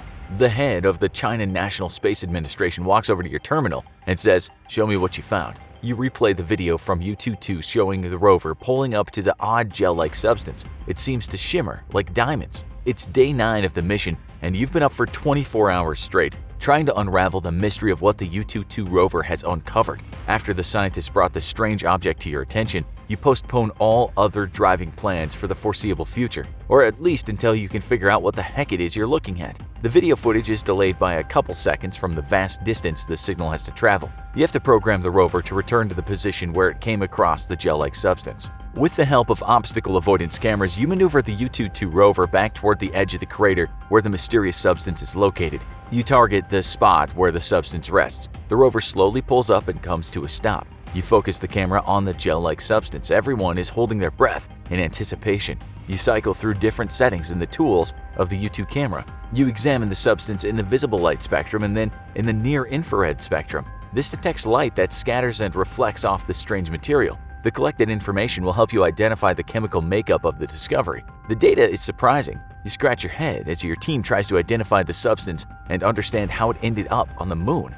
One thing that stands out is that the mysterious substance has a unique color. It shimmers like melted glass and has a metallic sheen to it. The object resembles volcanic rock like obsidian on planet Earth. The moon does not have any active volcanoes and its core has been dead for millennia. Therefore, it would seem that the substance was not created by cooling magma or other volcanic activity. So, what is it then? What could create such a unique substance on the far side of the moon? You and your team of scientists come to the conclusion that at some point a meteor flying hundreds of thousands of miles per hour slammed into the moon's surface. The moon does not have an atmosphere like Earth, so there's nothing to slow the impact of the meteor. There's no protective shield that causes space rocks to burn up on entry and create shooting stars like we see on our planet. The meteor rockets toward the lunar surface without anything to slow it down. The crust of the moon takes the full impact of the space rock. This releases an enormous amount of energy. It's analogous to a nuclear bomb detonating. On Earth, when nuclear weapons are tested, the rocks and sand in the area become superheated and create a glassy mineral called trinitite. The same process happens when meteors impact the moon's surface at high velocities. You and your team conclude that this must be what happened on the far side of the moon to create the unknown substance. The landscape is pocked with meteor impact craters. The lunar surface has been battered for billions of years by the unrelenting rocks hurling through space. It's too early to say with 100% certainty, but the gel-like substance you found is most likely not gel at all. Instead, it's probably similar to the rock formation that astronauts brought back to Earth during the Apollo 17 mission. After that mission, scientists who analyzed the glassy rocks from the near side of the moon concluded that their chemical makeup was consistent with a meteor strike. High-velocity meteor impacts release huge amounts of pressure and heat on minerals they slam into. This compression and superheating causes the chemical structures of regular rocks to shatter. Then, as they cool, the molten minerals reform into a structure that looks like shiny glass and bends light in surprising ways. Something that you and your team note is that this rare mineral may be abundant on the moon. Who knows what new technology and inventions could come from your discovery? You know that the properties of the mystery substance must be studied further. You've made an incredible discovery just 8 days into your mission for the China National Space Administration, but it's time to carry on. The moon holds many unexplained mysteries and opportunities for research. One of the most surprising discoveries you want to investigate further came from Apollo 17, when astronaut and geologist Harrison Schmitt discovered orange-colored soil near the spacecraft's landing site. It would seem that the moon has a knack for creating rocks and soil of interesting colors. The discovery was baffling at the time. Scientists concluded that the orange mystery soil was created during a volcanic eruption 3.64 billion years ago. Although the moon has not been volcanically active for billions of years, in the distant past the surface of the moon was covered with volcanoes. The time during the moon's formation was full of intense seismic activity. Its core was still molten and magma spewed out of numerous volcanoes across the lunar surface. You're hoping to gather more data on the moon's early volcanic activity during your mission. A different mystery your team may help solve was announced recently by NASA. This mystery has to do with the side of the moon where the U-22 rover was located. NASA recently found a massive blob of unknown makeup underneath the surface of the far side of the moon. This mystery blob has a mass relative to 5 piles of metal the size of the Big Island of Hawaii. The blob sits at least 180 miles beneath the South Pole Aitken Basin. The South Pole Aitken Basin is a colossal crater that was created billions of years ago. It was most likely formed when the moon's molten surface was beginning to cool. Before the surface could harden, an asteroid slammed into the crust, creating an enormous indented crater. But what lies below the surface? What is the huge blob? Maybe you and your team at the China National Space Administration can find out, since you are the only ones who have a rover on the far side of the moon. You and your team have already accomplished an astonishing amount in the short time the Chang'e 4 mission has been active. You use reflected radiation to analyze the minerals and composition of the moon's surface where the rover landed. The analysis of the landing site reveals 2 mineral types that are not a match for any of the known minerals in the moon's crust. Maybe these minerals came from the much sought-after lunar mantle. Scientists have been working for years to identify the makeup of the moon's mantle to understand its formation and the inner layers better. If you and your team can understand the moon's evolution, you can uncover the mysteries of the moon's magnetism. Did the moon have a magnetic field similar to ours in the past? How strong was the magnetic field? Which way was north? All of these questions could be answered by you and your team. The Chang'e 4 mission has relayed information about the lunar dust layer. The moon's dust is called regolith, and your team has discovered that it's thicker than previously thought. The spacecraft your team sent to the far side of the moon has measured the regolith at 39 feet deep. In the past, the dust caused problems to manned missions through clogging vents and reducing visibility. The dust itself came from pulverized rocks that settled on the lunar surface after billions of years of asteroid bombardment. You and your team have confirmed that this dust exists on the far side of the moon, and any future missions need to take into account the danger it poses. Your team, along with other scientists and astronauts, have dreamed of creating a lunar base, a place where astronauts and researchers can go to conduct experiments. It could also be a port or a building facility for spacecraft that will venture further into the solar system. The moon base could serve as the first stop on manned missions to Mars, Venus, or beyond. You now think about how the data collected by Chang'e 4 could be used to make the moon base a reality. You envision sending more rovers to clear the dust where the habitat could be built. Mining and drilling robots could be sent to harvest moon rocks and resources to construct the moon base. Perhaps the discovery U-22 made of the mysterious substance will end up being used in future technologies. Your analysis of the minerals on the surface of the dark side of the moon may reveal that it's an ideal location to set up a refueling station. Or maybe later in your mission you find that there's ice or water laying just below the surface of the moon, the most precious resource in all the galaxy. All of these dreams may be possible one day because of the success of the Chang'e 4 mission. The mysterious substance you found still needs further analysis, but it may contain materials that could further space exploration. The data that the China National Space Administration is still collecting from its mission to the far side of the moon may unlock the mysteries of the largest and brightest object in our night sky.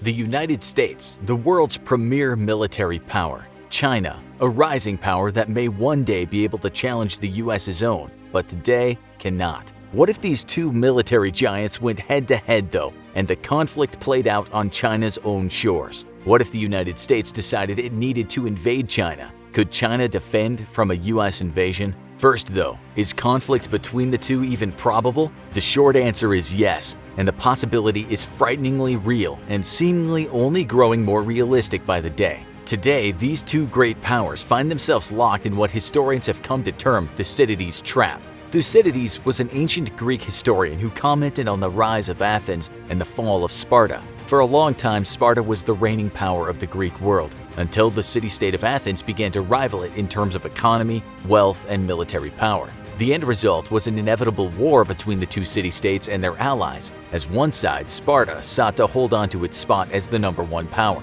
and Athens sought to dislodge it. If you think that's ancient history, then consider that out of 16 instances in just the last 500 years alone of a rising power supplanting a pre-existing power, war broke out 12 out of 16 times. Clearly, the odds are not good that the US and China can avoid war.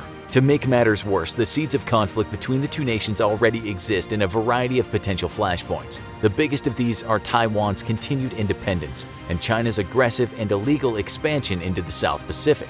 Eventually, most likely due to the matter of Taiwan, a conflict between the US and China is likely, especially if China wants to prove it really is a great power. As long as the US Navy reigns supreme in the South Pacific, China cannot claim to be a great power and cannot influence its neighbors the way it wishes to. For China, conflict with the US is all but inevitable, not just a matter of national pride, but one of continued political survival for a communist party that finds itself increasingly isolated from the outside world by growing democratic movements along its borders. So what if the worst came to worse? Could the US successfully invade China? The US's greatest asset is the presence of its forces all around the world thanks to defense agreements with partners and allies. This is a mutually beneficial agreement as it provides a boost to the hosting nation's economy and ensures its continued defense in the case of a war. For the US, though, it has the added benefit of allowing it to stage forces all around the world and quickly react to a conflict. American forces, with their wide network of military installations and partnerships with nations all over the globe,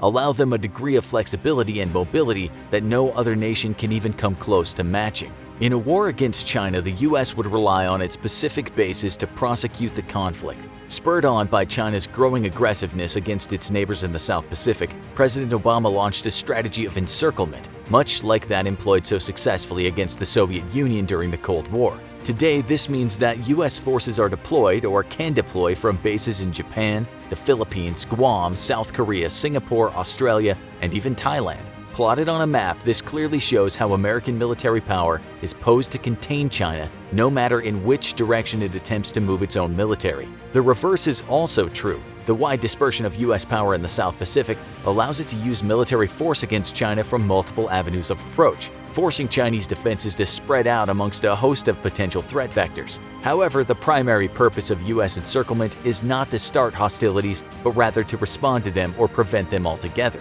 China's chief strategic problem is that it relies on overseas routes for most of its trade, with up to 60% of all Chinese trade passing through the South Pacific.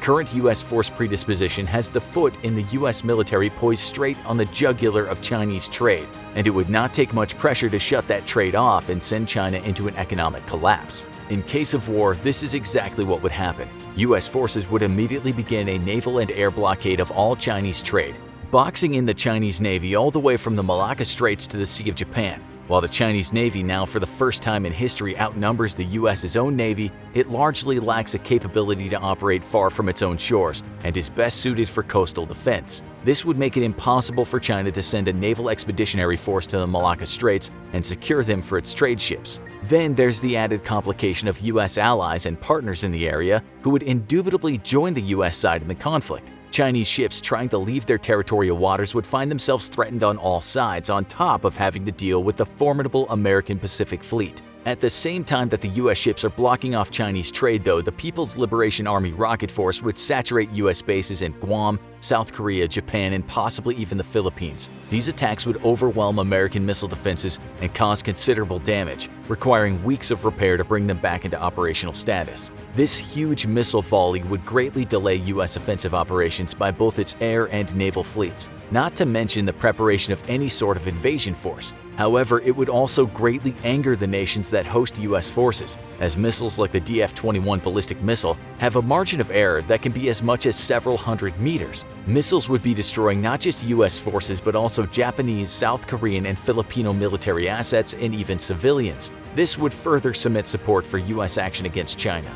The Chinese missile stockpile numbers in the thousands, but it is ultimately finite, and military facilities can always be repaired faster than missile stockpile can be replenished. Not to mention that long before a second volley can be fired, US forces would have moved to heavily damage China's command and control assets. In the opening of the war, American stealth bombers would strike at Chinese long-range surveillance radar, command and control nodes, and precision military systems deep inside the country.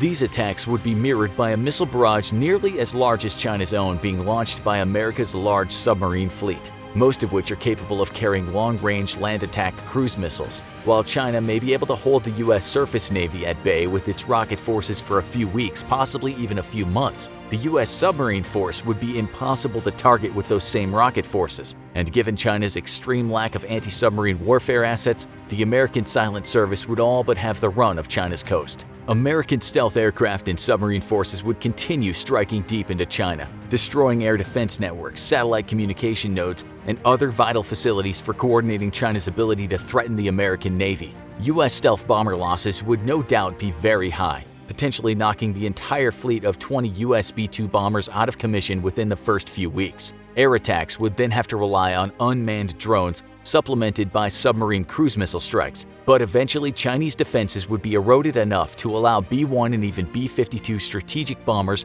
to begin to soften up Chinese coastal defenses. Going any further inland would likely be fatal for B-1 and B-52s, even at this stage of the war, with the Chinese Air Force suppressed but very much still capable. Escorting those non-stealthy bombers, however, would be American F-22 Raptors and F-35s, which would operate from repaired facilities in Japan and South Korea. While the U.S. would suffer losses to both its F-22 and F-35 fleets, the loss ratio would be extremely favorable. After a few weeks of air operations, enough of China's air defenses and most of its formidable fighter aircraft would have been thinned out to allow non-stealthy U.S. Air Force F-15s and Navy F-18s to join the fight, considerably boosting the presence of American combat aircraft. American air forces are not just more capable than China's, but considerably larger as well, with 13,264 total aircraft versus China's 3,210.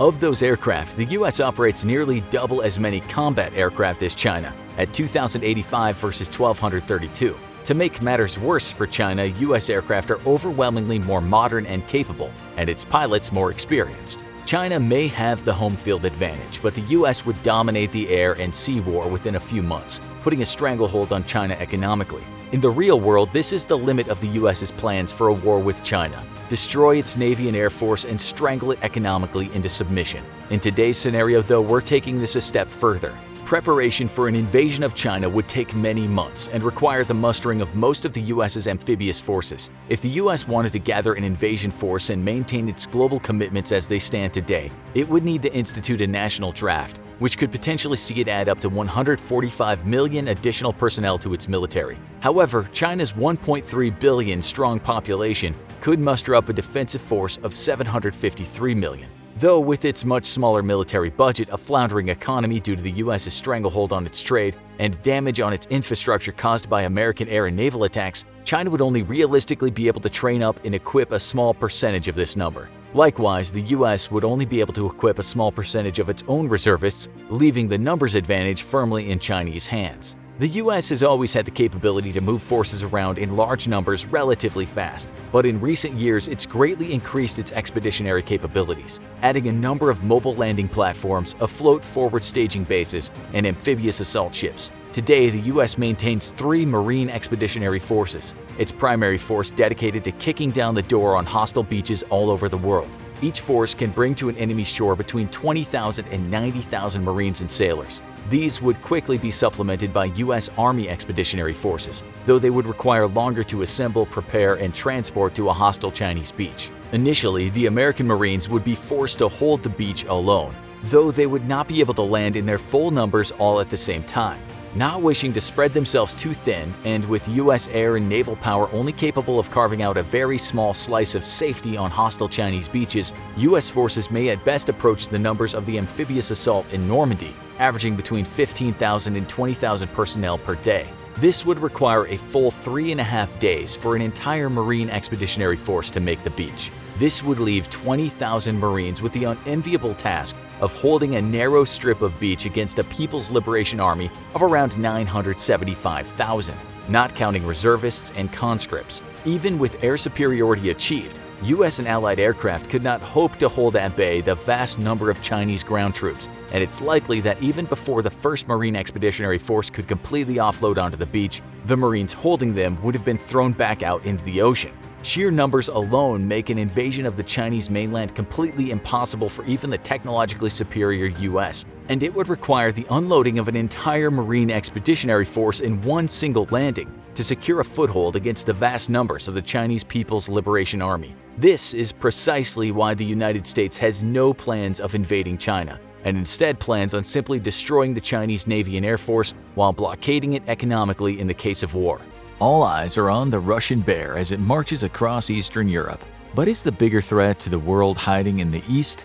Is China actually plotting to take over the world? As a president famously said, that depends on your definition of is. There's no question that China is a massive world power. In fact, depending on your standards, it might be only the second superpower in the world after the United States. It's the most populous country in the world, with over 4 times the population of the US. It has the second largest economy of the world, the third largest country in size behind Russia and Canada, and is one of only a small number of nuclear powers in the world. It's certainly the biggest power in Asia, and it might have much bigger ambitions than that. But what are China's actual plans for the world? To find that out, you can look close to home. The province of Hong Kong, which was a British territory for decades, was handed back to China in 1997 after negotiations which created a plan of one country, two systems. Hong Kong would be allowed to maintain its autonomy and run itself as a democracy, while China would administer certain larger affairs, and it would officially be part of the larger country. That was the system for a while, until China decided it wasn't anymore, and the People's Republic of China has been tightening the screws ever since. And China has been through plenty of changes itself. Since China became a communist country in 1949 under Mao Zedong, it's been a dictatorship, but Mao's strict adherence to the communist dogma, which led to brutal famines and repression, have long since been replaced with a very different system under Deng Xiaoping and the current leader Xi Jinping. The country kept its autocratic system of government while replacing its economic policies with a sort of hybrid government-controlled capitalism.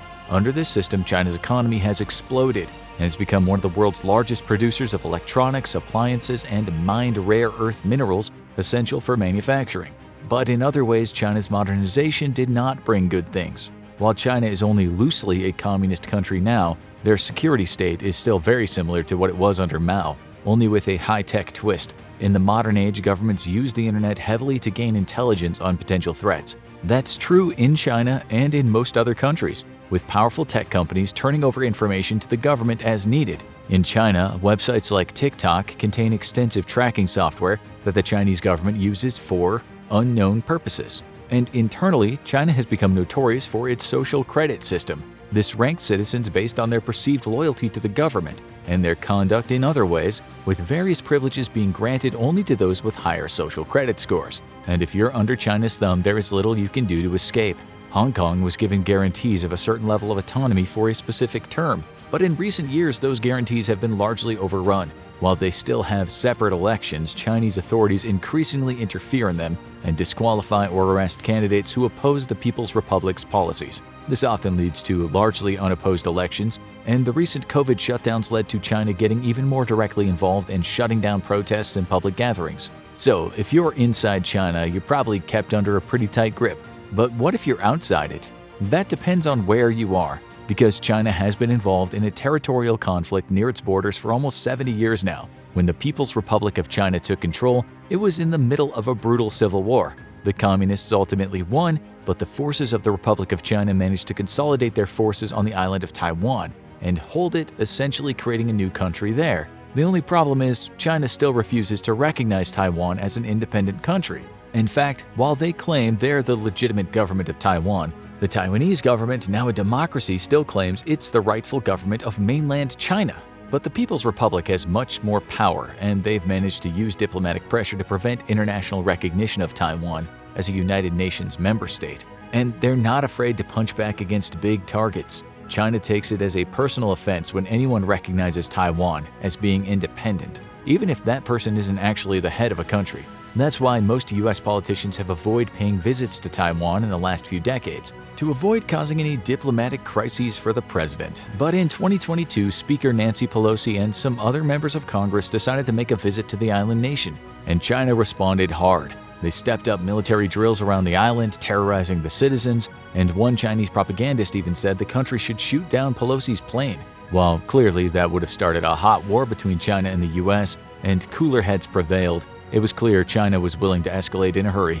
But is China all talk and no action? That depends on where you look. While they get a lot of attention for their over-the-top online personality, with colorful propagandists spreading conspiracy theories and trying to meme, they actually do maintain a very strong deterrent against international criticism. And it's one Russia is fond of as well. China's justice system is notoriously harsh, with long sentences and the death penalty on the table for many crimes, far more than murder or treason.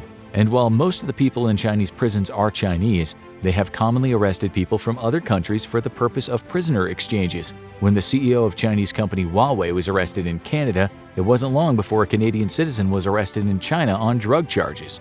But China's reach is growing fast. No one knows exactly what China's long-term plans are. The People's Republic has made many claims about invading Taiwan, and they're no doubt looking closely at Russia and Ukraine to see how that would go.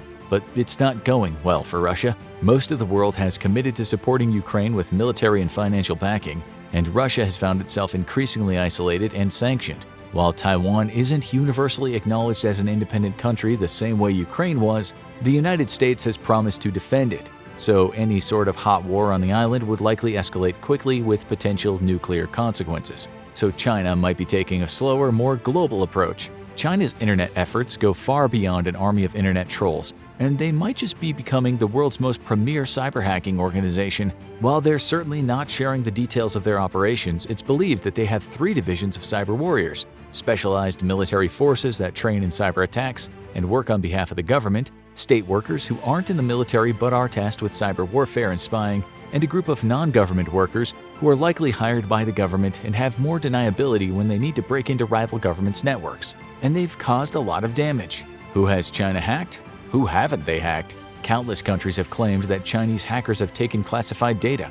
Australia claimed that a 2013 attack accessed the blueprints of their intelligence headquarters, while Canada reported in 2011 an attack compromised multiple federal departments. Japan has reported at least 200 cyber attacks on Japanese companies and scientific institutes, while China's frequent rival India reported multiple denial-of-service attacks that may have come from agents of the Chinese government. Ukraine reported attacks during the opening days of the war, maybe China acting on behalf of Russia, and even the Vatican reported hacking attacks. The US has been the top target of Chinese cyber attacks for a long time, with reports of attacks on military, government, commercial, and industrial organizations. Even the largest companies in the world aren't safe. Google was hacked in 2010 and reported that the privacy of its users was compromised. They also went after massive companies like military contractor Northrop Grumman and manufacturing giant Dow Chemical. An attack on Yahoo might have had less implications for national security, but they probably got a good look at your mom's emails, including that extended exchange with a Nigerian prince.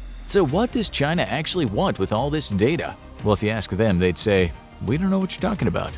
No cyber hacking here," as they proceed to hack another company. And because China refuses to fess up to its cyber hacking efforts, it's hard to say what they're actually after. While they hack private companies, it might be Chinese-style capitalism at work, stealing trade secrets so they can give them to their own companies, allowing them to produce lower-cost remakes of major US products, giving them a leg up in the market. They may also be looking for key access to diplomatic cables in their hacking of government institutions, but cybersecurity experts worry about a much bigger threat. If China knows how to get into the mainframes of major companies and government institutions, then they might be looking for a way to turn them off. And if they were ever to initiate war over Taiwan or another country, being able to kneecap the US's military and civilian infrastructure at exactly the right moment could give them the edge they need to finish the job. But is China actually planning a big move? If they are, they've been putting their pieces on the board for a long time. China has a long reach in Asia, and it goes far beyond Taiwan and Hong Kong. They unilaterally claim sovereignty over the entire South China Sea, which puts them into conflict with Indonesia, the Philippines, Vietnam, and other countries. China's claim means that they have the authority to stop intelligence-gathering activities by foreign militaries in the sea, which has led to multiple near misses between Chinese aircraft and those of other countries. The Hague ruled in favor of the Philippines during a recent dispute, and China's response was to reiterate its claims and continue its campaign of harassment. So why does China want this territory so much? Some people think it's just maximalism. After all, if you claim the sea surrounding a bunch of countries, it's really not a big reach to then claim those countries. But the ocean itself is incredibly valuable, with an estimated 11 billion barrels of untapped oil and almost 200 trillion cubic feet of natural gas hiding far below the waves. If China manages to get the world to accept their authority over these islands, they would have a huge leg up in energy production, something they very much need with their massive population and energy needs. This area also has multiple highly sought-after fishing areas, which would give China the food it needs without having to rely on imports. And more importantly, they would control access to the food of many poorer countries who would have no choice but to align with them. And when you can't find a beachhead, why not make one? China has been known to take over small islands in the South China Sea, but they've started taking another approach, building artificial islands in the South China Sea that let them create unchallenged military staging grounds. These islands are typically built on rocks or reefs that are close to the surface of the water. After dredging the area to create a more solid floor, they're covered with harder material and turned into small military bases. This turns the disputed sea area into what's de facto Chinese territory and serves as an act of intimidation against any other country that tries to set foot in the area. But is China a threat to the region? So far, China seems to be trying to win through soft power rather than open military action. They're hands down the biggest military power in the region, which means that any other country is likely to back down when directly challenged. While North Korea and India are also nuclear powers, North Korea is typically aligned with China, and India is preoccupied by its conflict with Pakistan. China's tensest relations in the region are with Vietnam, which it fought wars with previously. Now the two communist countries have hit rough waters, with China increasingly encroaching on Vietnam's coastline in the South China Sea while harassing Vietnamese ships. In 2014, China began building an oil rig deep within Vietnam's ocean territory. China seems to be making itself a regional power through sheer force of will, but elsewhere it's taking a very different approach. There's no continent more open to realignment than Africa, historically the subject of colonialism, occupation, and a brutal slave trade. Many of its nations only gained independence in the 20th century, often at the conclusion of bloody wars. Now, while many of the countries do have good diplomatic relations with Europe and North America, there are naturally old wounds to heal. And that's why China sees the continent as a massive opportunity for expansion. But this time, they're not looking to intimidate their way into a seat at the table. They're looking to buy their way in. Chinese investments in Africa have gained a lot of attention in recent years as the country moves many of its manufacturing efforts there. Africa is far away from China's expansionist actions in the South China Sea, and as such, many African countries are neutral to China. So when a Chinese firm shows up looking to build a factory there, they're likely to be approved. And China knows how to sweeten the deal. They'll frequently build new housing or other infrastructure as part of their investment, creating potential loyalists down the line should the world divide between China and the US. And for China, investing in Africa just makes sense. Many people see Africa as the future of the world. Not only is the population of the region expected to double in the next 30 years, the highest growth of any continent, but 7 of the world's 10 fastest growing economies are located there. That makes Africa the world's best place for future investments. And China has made it clear that they're not just restoring the old dynamic of Africa being used as a looting ground for world powers. They frequently staff their companies with African workers, providing jobs to the local economy, although they tend to be low-skill and low-paid jobs, while Chinese figures hold the higher positions. But is this good or bad for Africa? Some worry that China is setting Africa up for what's called a debt trap, where they invest heavily in a country in exchange for promises of repayment of the investment, only for the profits to never come and the country to be stuck in a state of limbo. That hasn't happened so far, as it doesn't seem like China simply wants to extract resources or money from Africa. They view it as a diplomatic investment as well. China wants to control the tech infrastructure in these countries, bringing industry to many of them for the first time. If China was to go to war with the United States and NATO, those countries would find themselves potentially cut off from a massive infrastructure network, as China had commandeered it. One of the biggest concerns about this effort is that the heavy industrialization in African countries is hurting their environment, but the governments in most countries seem excited for the investment. But is there a longer plan at work here? China seems to have a hand in just about every region, similar to the other superpowers of the past and present. For Europe and North America, they mostly have cautious diplomacy and an aggressive cyber-hacking strategy to gain intelligence. For their neighbors in Asia, they approach with belligerence and flex their muscles to claim territory. But for nations in the so-called Third World, there's often an outstretched hand instead, offering heavy investments and possibly an alliance against the older powerhouses of the world. And some think this might be all coming together for China to make a big move. Many people have said the 21st century could be a Chinese century, with the country's economy growing by leaps and bounds. But they've been hit hard by their efforts to contain the COVID-19 pandemic, leading to economic slowdowns. Additionally, they've lost many diplomatic allies in the West due to their aggressive military tactics and their domestic policies, particularly their internment of the massive Uyghur Muslim population and their treatment of other minority groups like Buddhists and the Falun Gong movement. That's kept their growth in check, with many Western countries becoming more hesitant to invest heavily there. Which then leads people to worry, are they biding their time for a military move? China is incredibly powerful militarily, maybe the second strongest military in the world. While Russia has the most nuclear weapons of any country, its weapons are old and unreliable to the point where no one knows how many would even fire. China's estimated to have only 350 nuclear weapons, a far smaller arsenal than the US, but every single one of them is in working order, and many are attached to powerful missiles that could hit just about anywhere in the world.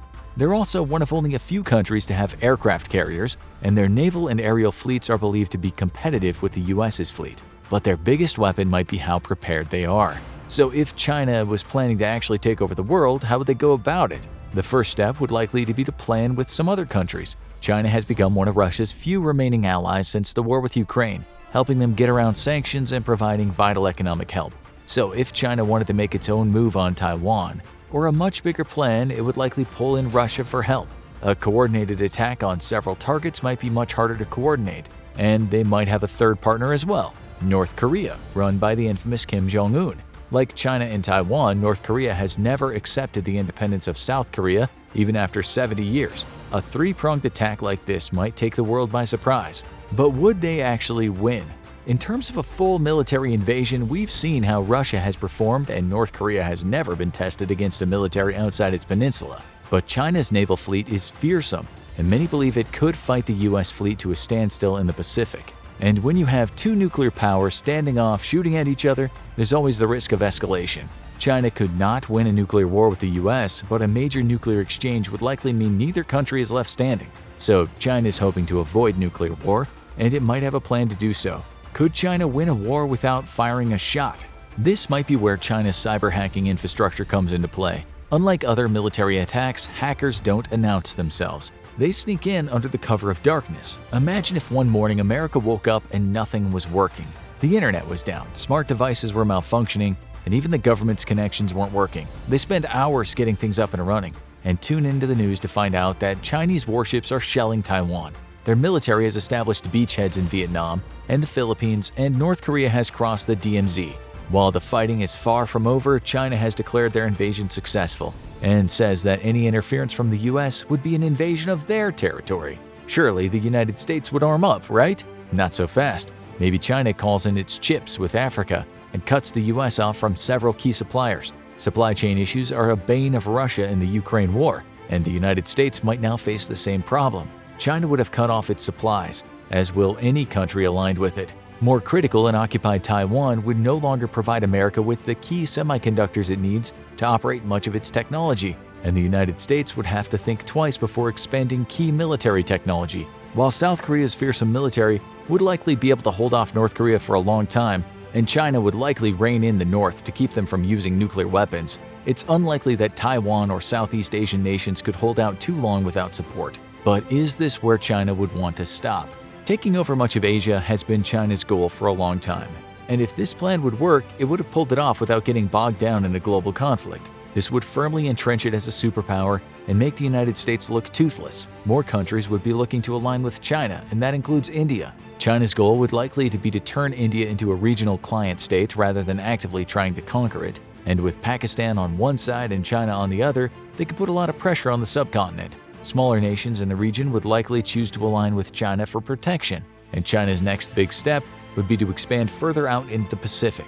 Many small island nations there could be pressured into signing deals, giving the Chinese free rein in exchange for protection, and that might bring China into direct conflict with the United States. While most Pacific islands are independent nations by now, the United States has several territories, including Guam and American Samoa. While they're unlikely to try to annex any of them outright, at least at this stage, they would likely start treating them in a similar way to the way they did Vietnam initially. They would just step on their sovereignty as much as they want and dare them to respond. Would the United States tolerate this? That depends on the political climate at the time. How much hunger does the US have for a conflict with a rival superpower? Does the public agree with defending these islands, or do they leave them to their fate? If they're left to their fate, that's another blow against the United States' standing in the world. And the next on the chopping block is Hawaii, an actual state but located thousands of miles away from the mainland. With a strong independence movement, could China make inroads there? So China's plan may not be to conquer the world in a shock and awe military campaign against the most powerful armies in the world. It might simply be planning to expand its power and influence piece by piece until it stands alone as the most powerful superpower in the world. It's late February earlier this year, and somewhere above the Spratly Islands in the South China Sea, a U.S. Navy P-8 Poseidon aircraft is conducting routine surveillance of Chinese ships and installations along the group of remote reefs and man-made artificial islands. These islands have been built by China over the last 2 decades, as the nation lays claim to what it calls territorial waters, despite the fact that this territory is hundreds of miles from the Chinese coast and has been declared illegal by an international court ruling at The Hague. China, however, rejected the ruling and continued to build up its military presence on these faraway islands, reclaiming land from the ocean and building runways long enough to accommodate Chinese warplanes, radar and radar jamming installations, and missile batteries. With the international community rejecting China's China's illegal claim to the area, the United States has routinely engaged in surveillance and freedom of navigation exercises in order to delegitimize the Chinese claim and to keep tabs on the military developments in the area. Today, a Navy Poseidon spy plane is approaching one of these artificial islands when, from thousands of feet below it, a Chinese Navy destroyer suddenly targets the American plane. Using an extremely powerful military-grade laser, the destroyer aims straight at the cockpit, sending dazzling light into the aircraft and temporarily blinding the pilots. Undeterred, the U.S. plane continues its mission, but for a brief moment the world hung on the edge of its next major war. This incident is incredibly not a rare case, as U.S. ships and planes have pursued freedom of navigation exercises and intelligence-gathering missions in the area. They've been routinely intercepted by Chinese ships and planes. But why is this going on, and how could it lead to World War III?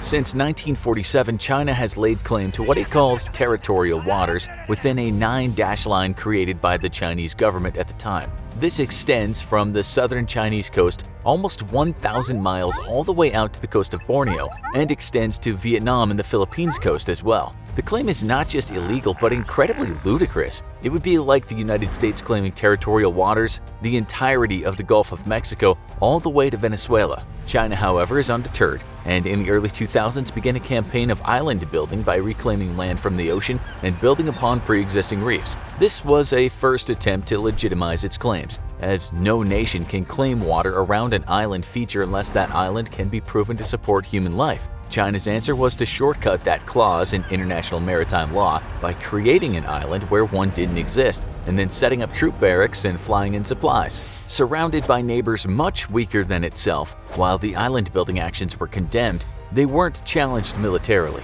The last time a nation had dared to stand up to China was in 1988, when Vietnamese forces were dispatched to drive away Chinese incursion into an island within their own economic exclusion zone. A confrontation between Vietnam and the Chinese led to China killing over 60 Vietnamese Marines and destroying 3 Vietnamese Navy ships. China officially occupied the reef and has held it ever since. A similar incident was in the making later in 1994 with the Philippines, but the Philippine government, remembering the killing of Vietnamese Marines and sailors by the Chinese, decided to back down and allow China to occupy features within its own territorial waters. But why does China want this massive amount of ocean territory even when it's so far from home? Well, that's because this area of the world is relatively underdeveloped by the gas and oil industry and is home to some of the world's largest energy reserves that are still relatively untapped, rivaled only by the waters around the North Pole. The U.S. Energy Information Agency estimates that there are around 190 trillion cubic feet of natural gas and 11 billion barrels of oil in the area, with a 2012 U.S. Geological Survey estimating that an additional 160 trillion cubic feet of natural gas and 12 billion barrels of oil are still undiscovered. This equates to trillions of dollars in untapped wealth, and China is willing to go to any lengths to ensure it gets it. To add to the economic prize of the region, the area is also home to some of the world's largest remaining fisheries, and Chinese fishing vessels are already plundering the territorial waters of the nations that ring the South China Sea. These fishing vessels have used water cannons to force the fishing ships of other nations away, and with Chinese Navy warships never far away, so far nobody has bothered to fight back. Only the United States has the military might to challenge China's illegal claims, and it has done so repeatedly. Undertaking what is internationally known as freedom of navigation exercises, U.S. ships and planes have routinely moved through the waters that the Chinese military claim as its own around the many artificial islands China has built in the region. Under normal international law, military warships of other nations must pass through the territorial water of a sovereign nation as quickly as possible through the most expedient route possible. The U.S., in a bid to delegitimize the claims by China, has instead opted to sail its ships in a zigzag pattern through the disputed waters, purposefully not sailing as expeditiously as possible, nor taking the most direct route possible. This places China in a difficult position as it can't legitimately claim national sovereignty when the warships of another nation flagrantly disregard that sovereignty. And unlike the small fleets of Vietnam, Borneo, Malaysia, the Philippines, or Burma, the U.S. Navy isn't so easily bullied away by Chinese ships. Instead, China has been forced to respond with everything short of outright force, often shadowing U.S. ships with its own or intercepting U.S. Navy planes on approach to the illegal bases China has built in the region. While so far this hasn't led to a serious incident, thanks on the part by restraint exercised on both sides, this year's laser flashing incident was indicative of China's willingness to push the issue with potentially catastrophic results. Had the US pilots been physically looking in the direction of the laser flash, the high-powered beam could have permanently damaged the vision of the aviators, potentially putting the entire aircraft at risk. So what if the US Navy had lost the entire crew of a P-8 Poseidon? For the US, that would have meant the death of at least 9 American sailors, as each P-8 carries mission support crew including intelligence personnel handling many of the plane's extremely sensitive instruments. With US ships in the region already on high alert around Chinese installation and ships, the loss of an entire aircraft to direct hostile action by China could have immediate consequences. In all likelihood, the US would attempt to use restraint and authorize only a tit-for-tat response, likely targeting and destroying an expensive but unmanned Chinese military installation along the disputed island chains. If instead the Navy P-8 had been shot down by actual Chinese weapons, and not just accidentally downed by blinding the pilots, the response would be far different. The US faces a very serious choice. If it refuses to take retributive action, then it threatens to at last fully legitimize Chinese claims to the area, not to mention lose major international face as it essentially bows to China as the superior Pacific power. This is, well,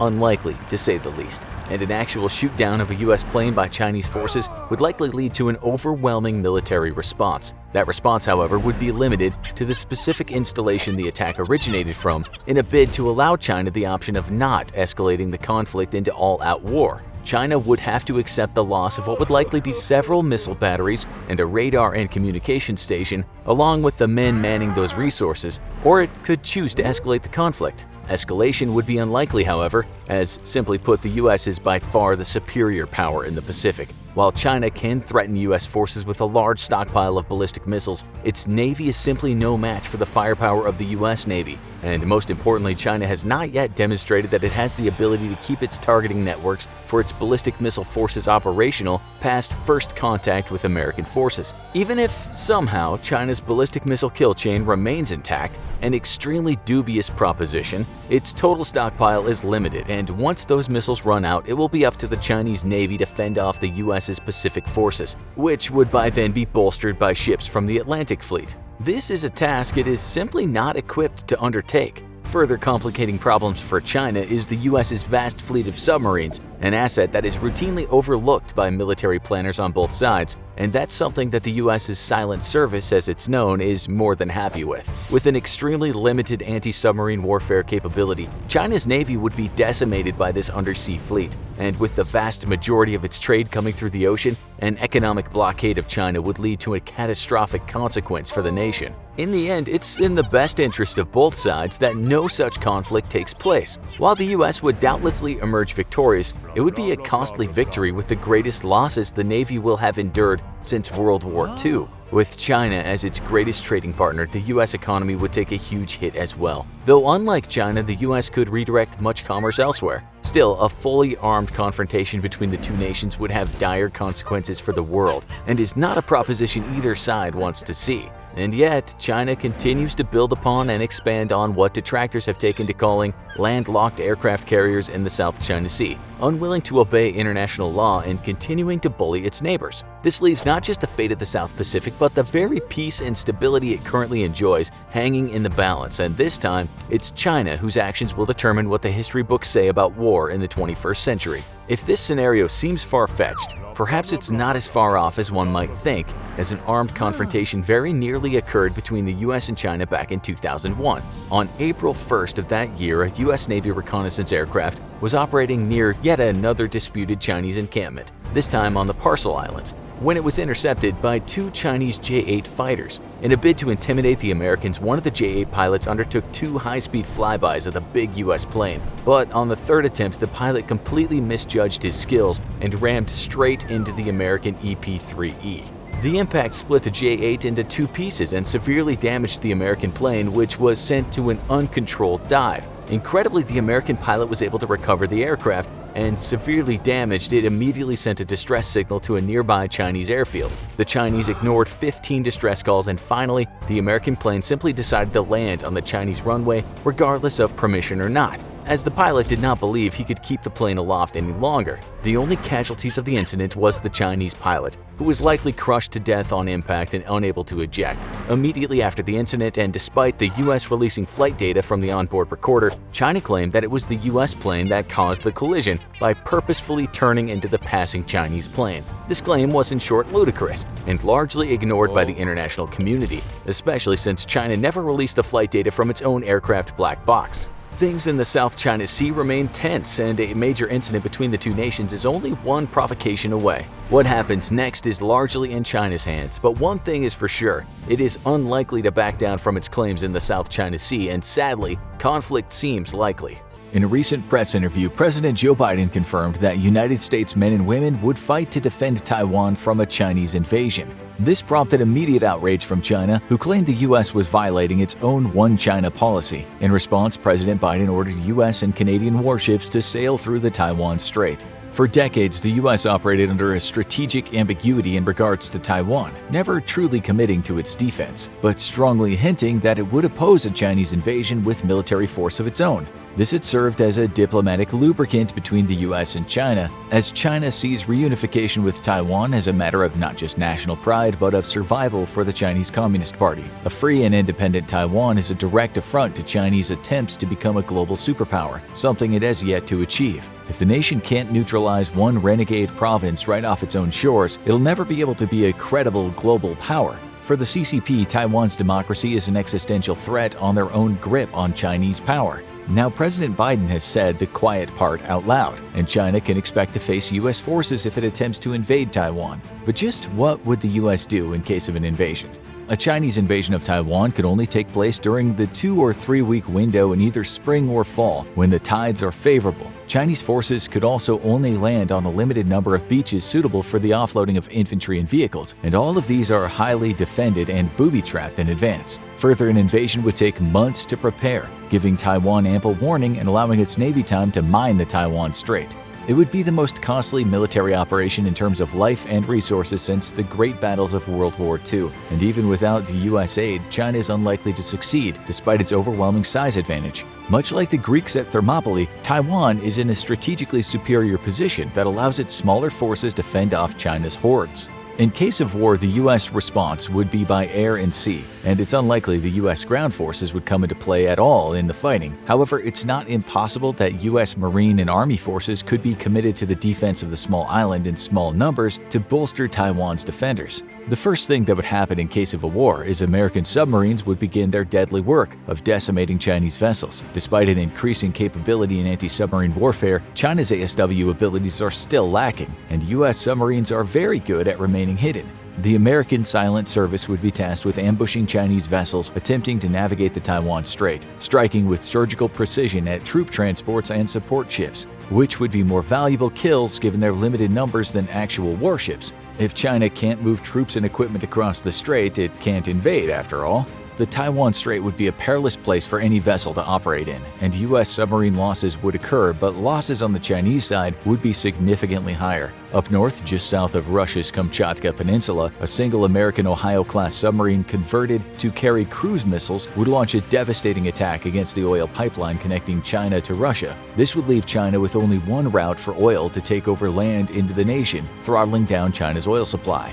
Oil would be the key to victory, as any modern economy requires it to function. China, however, is extremely vulnerable to trade disruption. This is largely the reason that the U.S. has paid little heed to China's threats. Approximately 60% of China's trade, including oil, travels by the sea, and this is China's Achilles heel. The nation might have the world's largest navy, but largest doesn't mean most capable, and China's navy has some serious deficiencies. For starters, its numbers are greatly inflated by smaller missile boats, and it lacks the logistical or defensive capabilities to send its ships far from its own shores.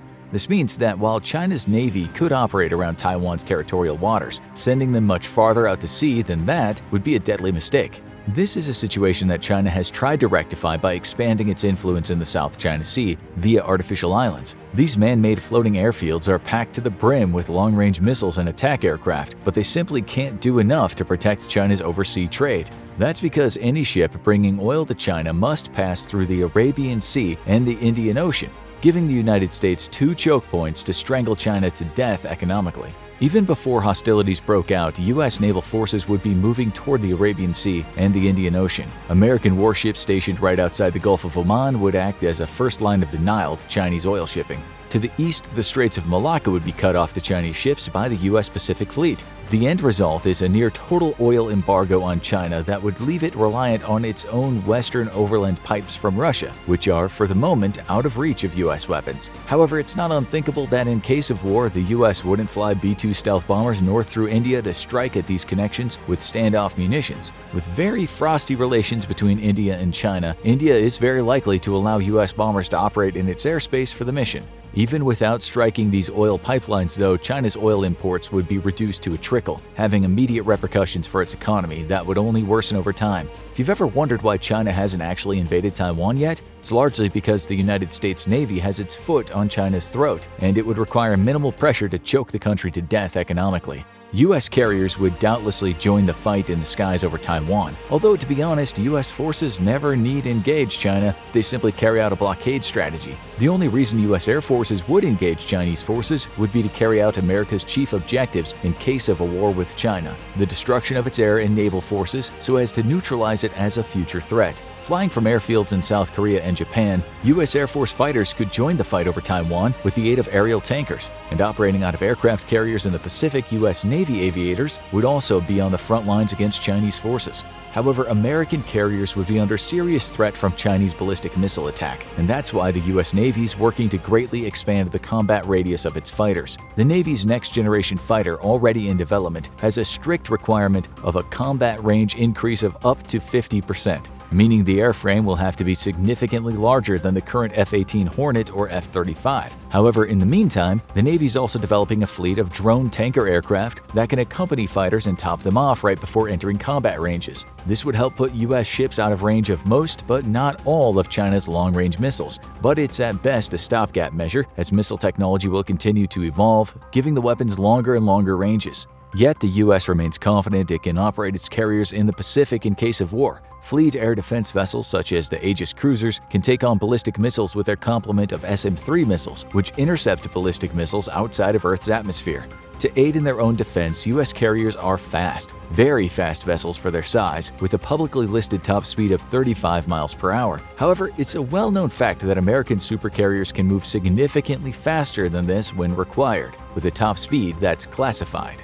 35 miles an hour might not sound like much, but when you're targeting a vessel hundreds of miles from your launch site, this means that by the time your weapon nears the vessel's original coordinates, it's long gone. This is why modern long-range munitions require very robust surveillance, tracking, and targeting capabilities in the form of drones, AWACS aircraft, undersea sensors, and satellites, amongst others. Each of these assets forms one link in a long kill chain where platforms feed targeting data to an incoming missile. While China has made great leaps and bounds in its ability to hit U.S. ships at sea, it remains to be seen if China's kill chains can survive hostile contact with the U.S. forces.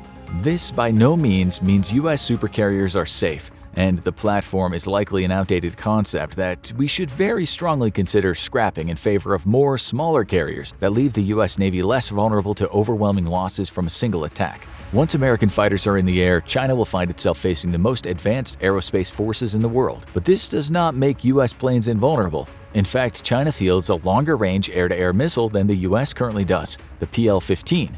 This missile has a slightly greater range than the American AIM-120D AMRAAM, giving Chinese fighters the advantage in a first-look, first-shoot confrontation. This is set to change in the next few years as the U.S. fields the AIM-260, which has a classified range but is believed to reach at least 186 miles, which is the range China's own next-generation missile, the PL-21, is expected to have.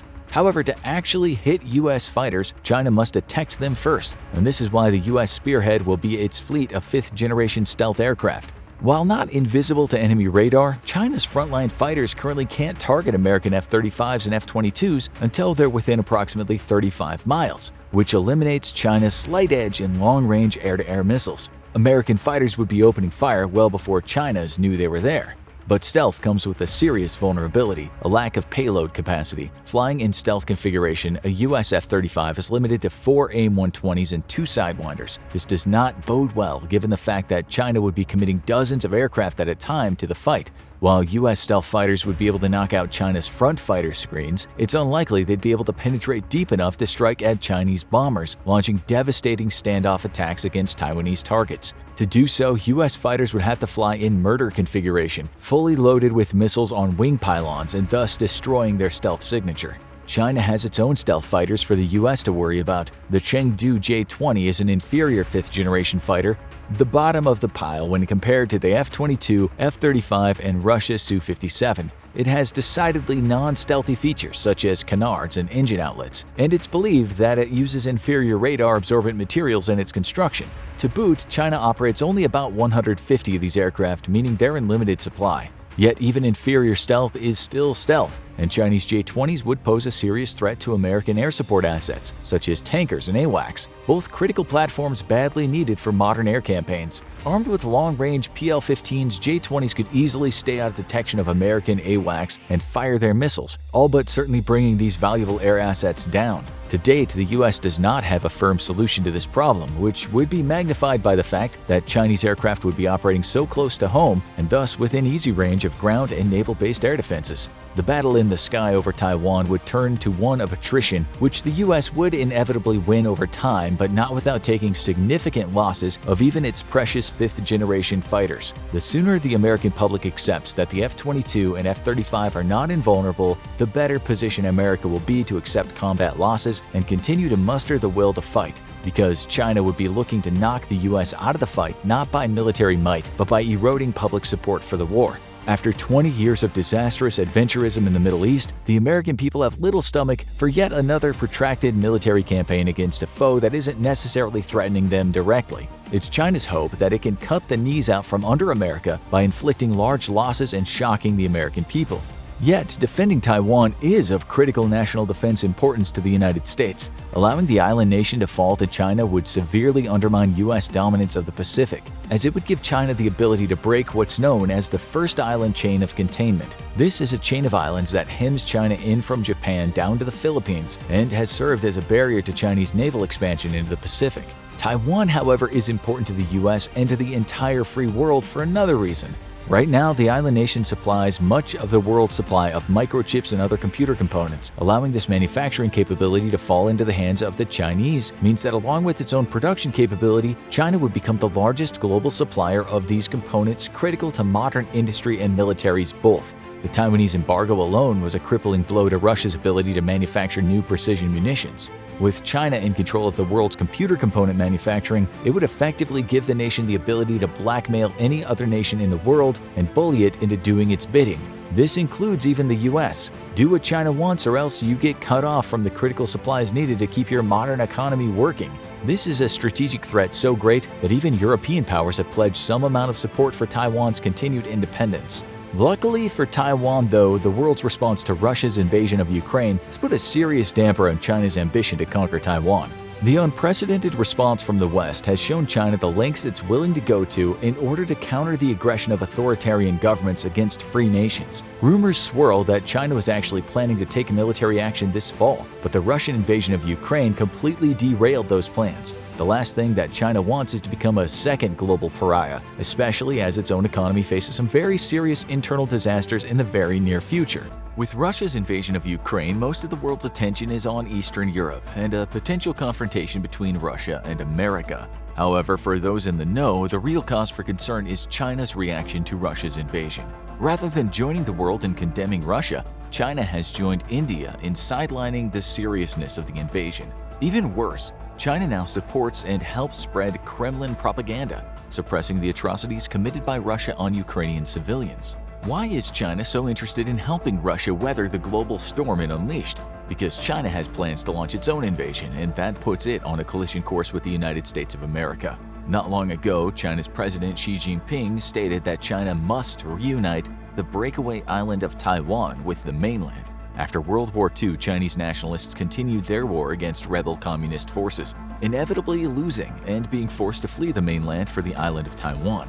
In the years since, Taiwan has flourished into a vibrant democracy and a major global economy, but China refuses to acknowledge its independence and threatens military action and economic punishment against anyone who does. The problem with what would be an otherwise internal security matter for the Chinese is that the US has vowed to defend the fellow democracy against Chinese aggression.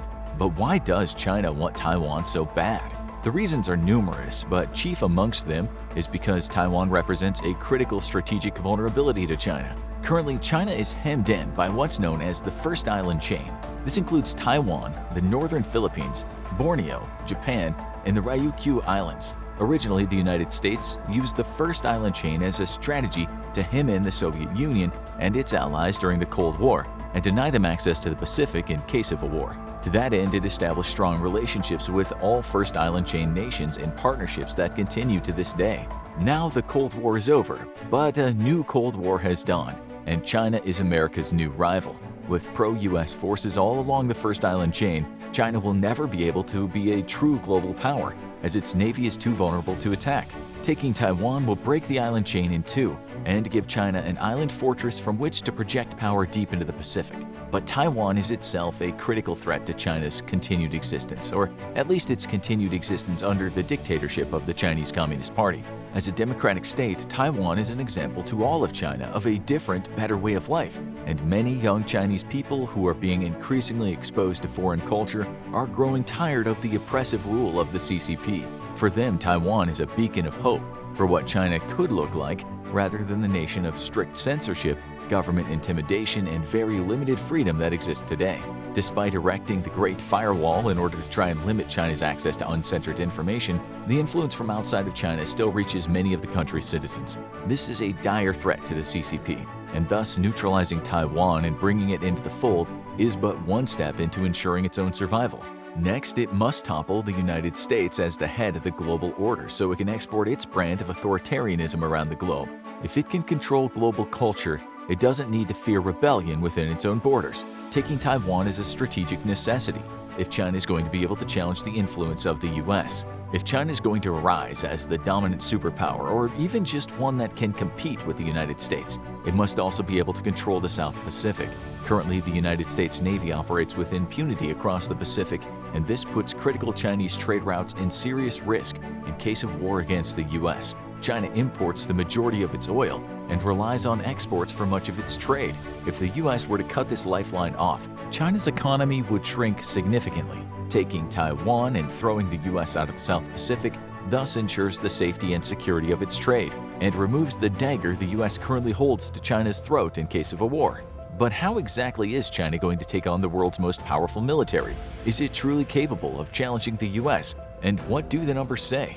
China's strategy to dethrone the US is to dominate what has come to be called the Fourth Industrial Revolution. The First Industrial Revolution was the use of steam power to mechanize production, allowing for never-before-seen productivity and efficiency. Not long after came the Second Industrial Revolution, heralded by cheap and abundant electricity, which allowed mass production on an epic scale. The Third Industrial Revolution introduced advanced electronics and information technology to automate production, and now we're building on this revolution for what will become known as the Fourth Industrial Revolution.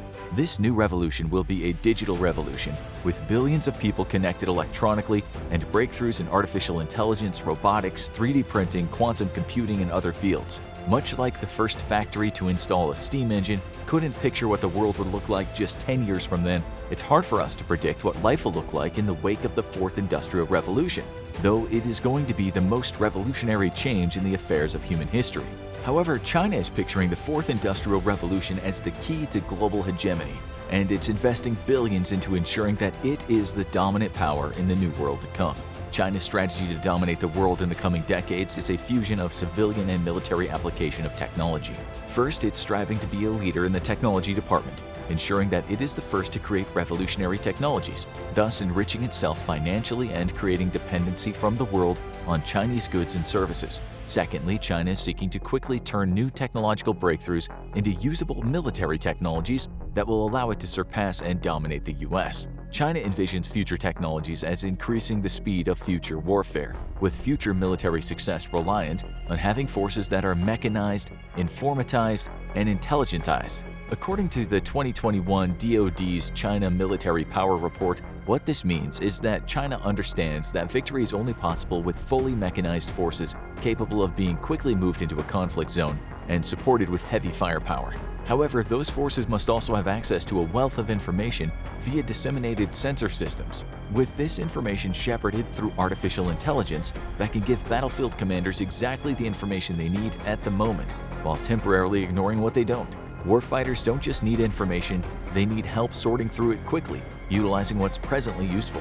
If this sounds familiar to any of our viewers, it's because this is exactly the requirements the US military was investigating just a few years ago.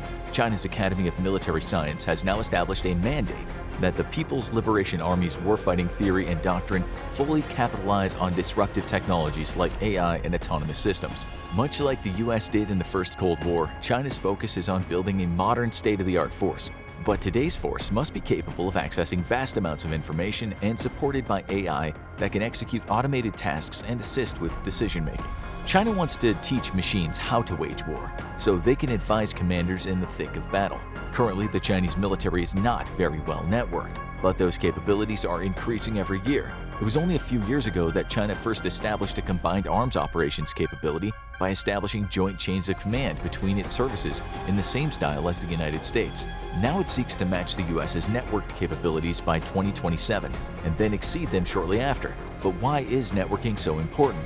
Well, for one, it's what makes the US military so immediately lethal to opponents. Having the ability to network together ground, sea, air, and space assets allows for the swift exchange of information and gives a fighting force incredible adaptability and initiative on the battlefield. For an example of what happens when a modern force is not networked, all one has to do is look at the terrible losses being suffered by the Russians against a nation a fraction their size and capability.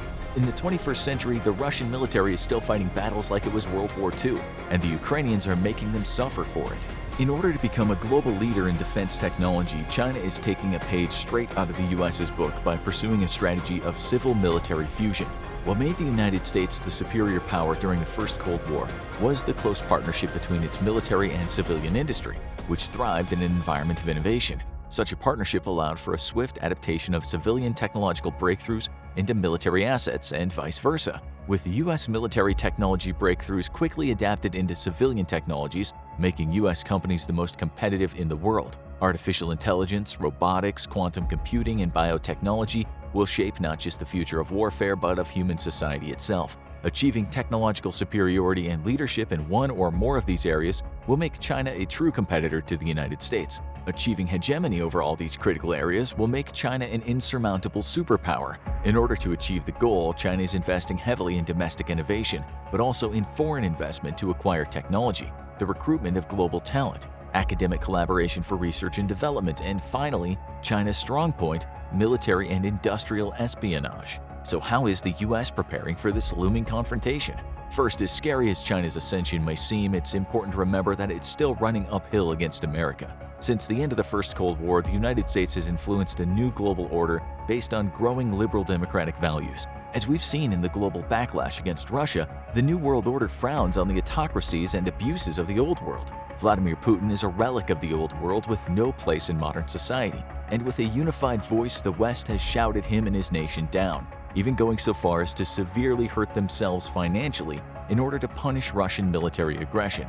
This should be of grave concern to China's Xi Jinping and his Chinese Communist Party, as they too are relics of the Old World. The uprisings in Hong Kong that lasted for months are but a taste of the simmering tension just under the surface of Chinese society, and proof to the CCP of the corrupting influence of liberal Western values. Should China follow in Russia's footsteps and engage the world in hostility, it too will quickly find itself a pariah and outcast nation, effectively crippling any bid to become a global leader. This is why it's important for China to undermine Western values. The United States remains the world leader in technological innovation, despite mounting pressure from China and beyond. But the US is far ahead in one important area of technology, its ability to rapidly commercialize new and emerging technology on global markets. While Chinese technology grows in influence around the world, American companies are already globally established brands. China's modern problem is in convincing the world to buy more than just cheap manufactured goods from it. US commercial success is also due to its global culture domination. American brands are present in every country on Earth, but so is its culture. With one of the most rapidly evolving cultures in the world, US culture can be hard to define or nail down. but cultural export instruments such as Hollywood and Silicon Valley remain unassailable by their Chinese counterparts. For instance, while China may have developed the massively popular TikTok app, it wasn't until China pushed the app on the American marketplace and established relationships with American influencers that the app exploded in popularity. This is important because military and economic might only count for so much, and the US has used culture to bridge ideological gaps with partner nations around the world. Shared culture is the bedrock of strong strategic partnerships, and China has absolutely nothing of the like except for its partnership with North Korea. Shared culture and shared values are the reason the US remains the leader of the free world, and not because of its military being the strongest. Culture is another problem for China in its ongoing confrontation against the US and the rest of the West, because one of China's biggest problems is creating immigrant Chinese citizens. While over 1 million Chinese Americans reside in America, only a few thousand American Chinese have made their home in China. If China seeks to dominate future technologies by recruiting promising talent from around the world, it must be able to entice them, not just financially, but also with a desire to make China their new home. This is a massive problem for China versus the US, which remains one of the most attractive destinations for the world's most talented, due to not just economic opportunity, but its liberal democratic values. Finally, China must not just triumph over the US in future competition, but against the world, because outdoing the United States in one or more areas of technological innovation means little due to wide-reaching US alliances and partnerships. For America, a win by one of its allies is still a win for the US, while China must stand against the world completely alone. But how do the numbers stand today? What if a conflict broke out tomorrow between the two military heavyweights? Currently, the US is ranked as the world's #1 military power, with China in the #3 spot. However, this is debatable, as given Russia's extremely poor performance in Ukraine, we expect that China will climb to the #2 spot by next year. Dethroning Russia, whom it seems derives most of its power from its ability to threaten with nuclear weapons. However, poor Russian performance should deeply concern China, because just like Russia, the Chinese military is also completely untested against modern capable foes. While Russian forces were more than adequate to crush uprisings in Aleppo and Chechnya, Russian superiority in numbers with equipment meant very little when it went up against Ukraine's Western-trained military. With China's last war being in Vietnam in the 70s, a conflict it ended up losing, China should be extremely concerned about facing the United States in battle, whom, unlike China, is thoroughly tested in modern combat.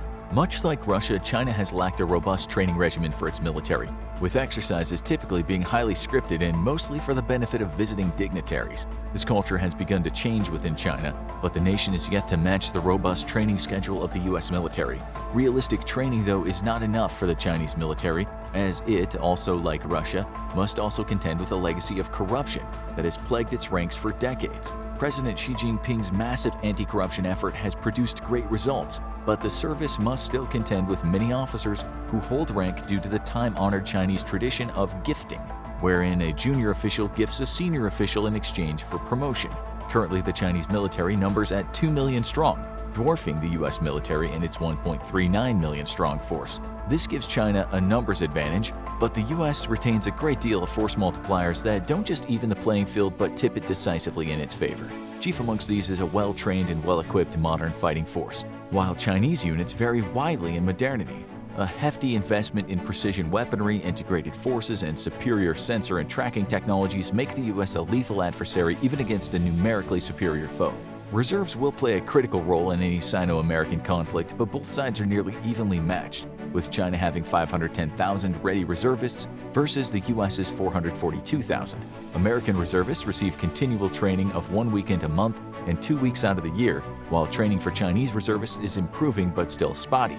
This provides the US with a smaller reservist pool, but one that is more quickly capable of being introduced into the fight, while Chinese reservists require longer training periods or risk being thrown into combat completely unprepared. The American defense budget dwarfs China's at $770 billion versus China's $250 billion, but that's not telling the whole story. First, the US budget includes many costs for operations that would have nothing to do in case of war with China, such as funding for its 11 unified combatant commands spread out across the world. These combatant commands are responsible for general peacekeeping, and their presence is a globally stabilizing force. Without them, local conflicts would quickly sprout and spiral out of control. For example, without US Central Command, Iran would quickly seek to neutralize regional adversaries such as Saudi Arabia, causing massive global disruption of oil and other trade that passes through the region. Also, China does not count all of its military investments within its published budget report, cleverly hiding them within other non-military budgets. A large part of its nuclear modernization initiative, for example, is coming from funds outside of its official military budget. Lastly, because Chinese military equipment is sourced locally, it pays less for goods than the US does for its own equipment. And that's because the standard of living is lower in China, with lower wages and less benefits, which means cheaper production costs. When compared by purchasing power parity, China's budget is significantly closer to the US's than a first glance would lead one to believe. Any war between the US and China would be waged at sea and air, making comparisons of the two sides' air forces and navies of utmost importance. The US operates an air fleet of 13,247 aircraft, easily dwarfing the Chinese air fleet of 3,285. When it comes to fighter aircraft, the two sides are close together, with the US having 1,957 fighters versus China's 1,200. American air mobility absolutely dwarfs Chinese mobility, though, with a transport fleet of 982 versus China's 286. Understandable given that the US faces conflicts far from its own shores, and China has little need to move its own forces significant distances. However, the massive advantage in airlift capability makes the US military much more flexible and agile than the Chinese military. Perhaps the most important distinction between the two air forces, though, is the number of special mission aircraft, with the US operating 774 versus China's 114. The US has placed a premium on equipping aircraft for everything from early warning to electronic and signals intelligence and anti-submarine warfare. The US dwarfs China in special mission capabilities, and it's part of what makes the US Air Force and Navy so lethal. Unless a confrontation between the US and China takes place on Taiwan, attack helicopters won't figure into the equation. However, if they do, the US outnumbers China with 910 versus China's 281. Numbers only tell part of the story, though, because the weapon systems used by both sides only further skew the advantage to the US. For air superiority, the US fields the F-15 Eagle and F-18 Super Hornet. A fleet of 187 operational F-22s are unmatched by China, who is yet to field its own fifth-generation fighter in any significant numbers. Adding to China's problem is the US's Rapid Raptor program, which aims to bring a sizable contingent of F-22s to any battle space in the world within 24 hours. China's competitor versus the Raptor is the J-20, which is equipped with inferior engines versus American planes, requiring the use of canards on the body of the plane. These canards and other obvious engineering flaws have led to defense analysts to conclude the J-20 has at best only a slightly smaller radar cross-section than a traditional fourth-generation fighter. In fact, India claims it has frequently observed and tracked Chinese J-20s with long-range radar. The rest of the Chinese Air Force varies widely in modernity, with a significant part of its Air Force still flying Cold War Russian-made or Chinese-licensed relics. While China would initially put its most modern fighters, such as the J-16, J-11s, and Su-30s, into the fight first, once those have been downed, it'll be increasingly reliant on older and older planes. Meanwhile, the United States doesn't just have a completely modern air fleet, but it's adding dozens of fifth-generation F-35s every year to its arsenal. The U.S. Air Force now has over 280 F-35s it can bring to the fight, with an additional 157 being added a year across the various services. In a war where air power would be decisive, the U.S. not only has the numbers advantage, but also the technological advantage. At sea, the U.S. Navy is outnumbered by the Chinese Navy, with 484 vessels versus China's 777. However, there are numbers once again only telling part of the story. The U.S. operates 11 aircraft carriers versus China's 2. And American aircraft carriers can bring over 800 aircraft into the fight versus China's grand total of 70. China's inflated naval numbers take into account things like missile boats, of which it has 84, while the U.S. only operates 10. In terms of tonnage, the U.S. Navy has over twice the hardware of the Chinese Navy, 4.6 million tons versus 2 million tons. A better way to compare the capabilities of the two fleets is to use a modern metric: battle force missiles. This is a count of the total number of missiles that a fleet has for use in combat before requiring resupply. This includes anti-ship missiles, land attack missiles, surface-to-air missiles, and torpedoes. Excluded from the count are short-range self-defense missiles like the U.S.'s SeaRAM.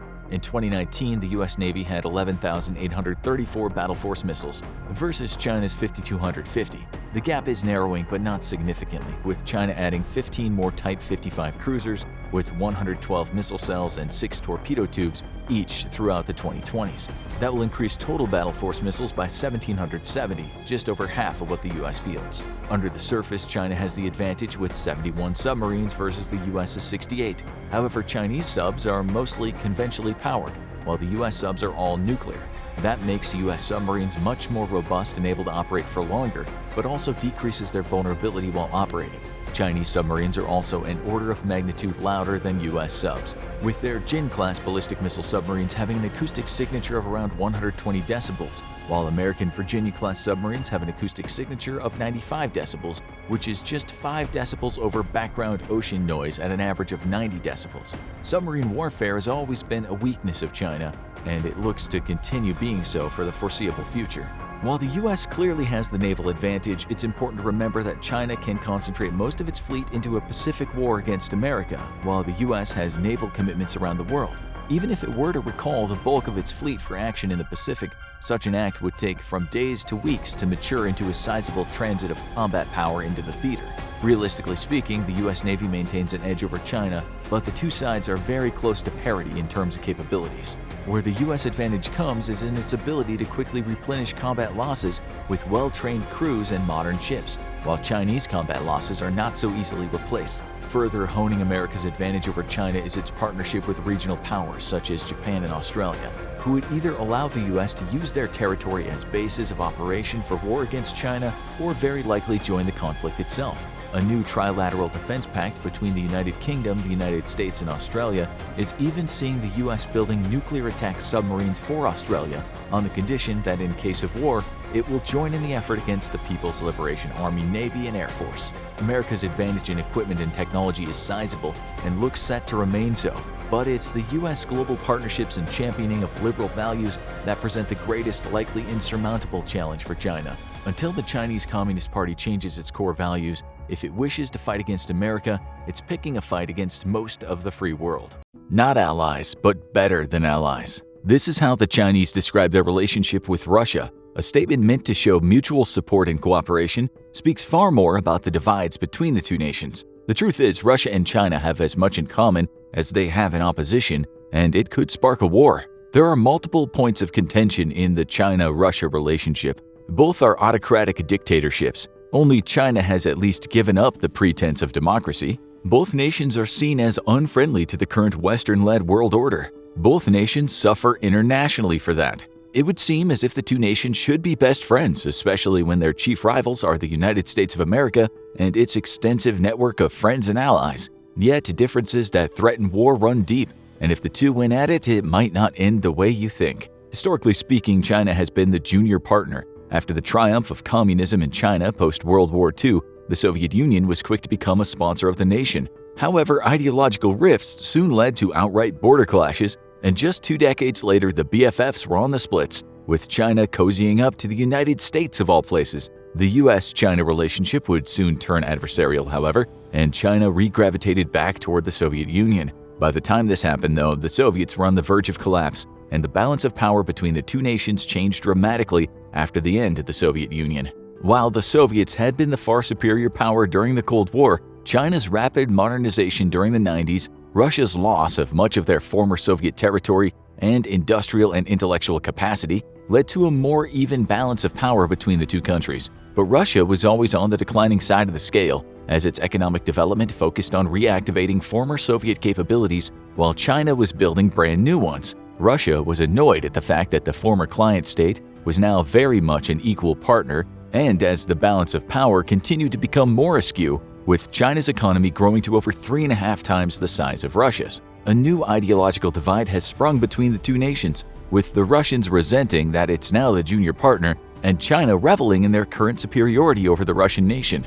But there are very real material reasons for a decisive souring of relations between the two states. Russia has long resented the fact that the Russian Far East region is increasingly becoming, in the words of the Russian politicians, Chinese. Since the collapse of the Soviet Union, there's been a major depopulation of the Russian Far East, made even worse by the fact that the new Russian state has failed to significantly increase infrastructure investments in the region. Illegal Chinese and Korean immigrants, meanwhile, have flocked to the region, along with a great number of very legal Chinese immigrants, alongside a lot of Chinese investment. The situation for Russia looks increasingly dire as Chinese firms pour money into the area, with the nation admitting that it has no other recourse but to accept the Chinese money. There's now a very real fear in the minds of Russian politicians that the Russian Far East will soon be lost to Southern Asian powers like China. not necessarily militarily but economically, as foreign control over the region's developed energy supplies is growing year by year via investments.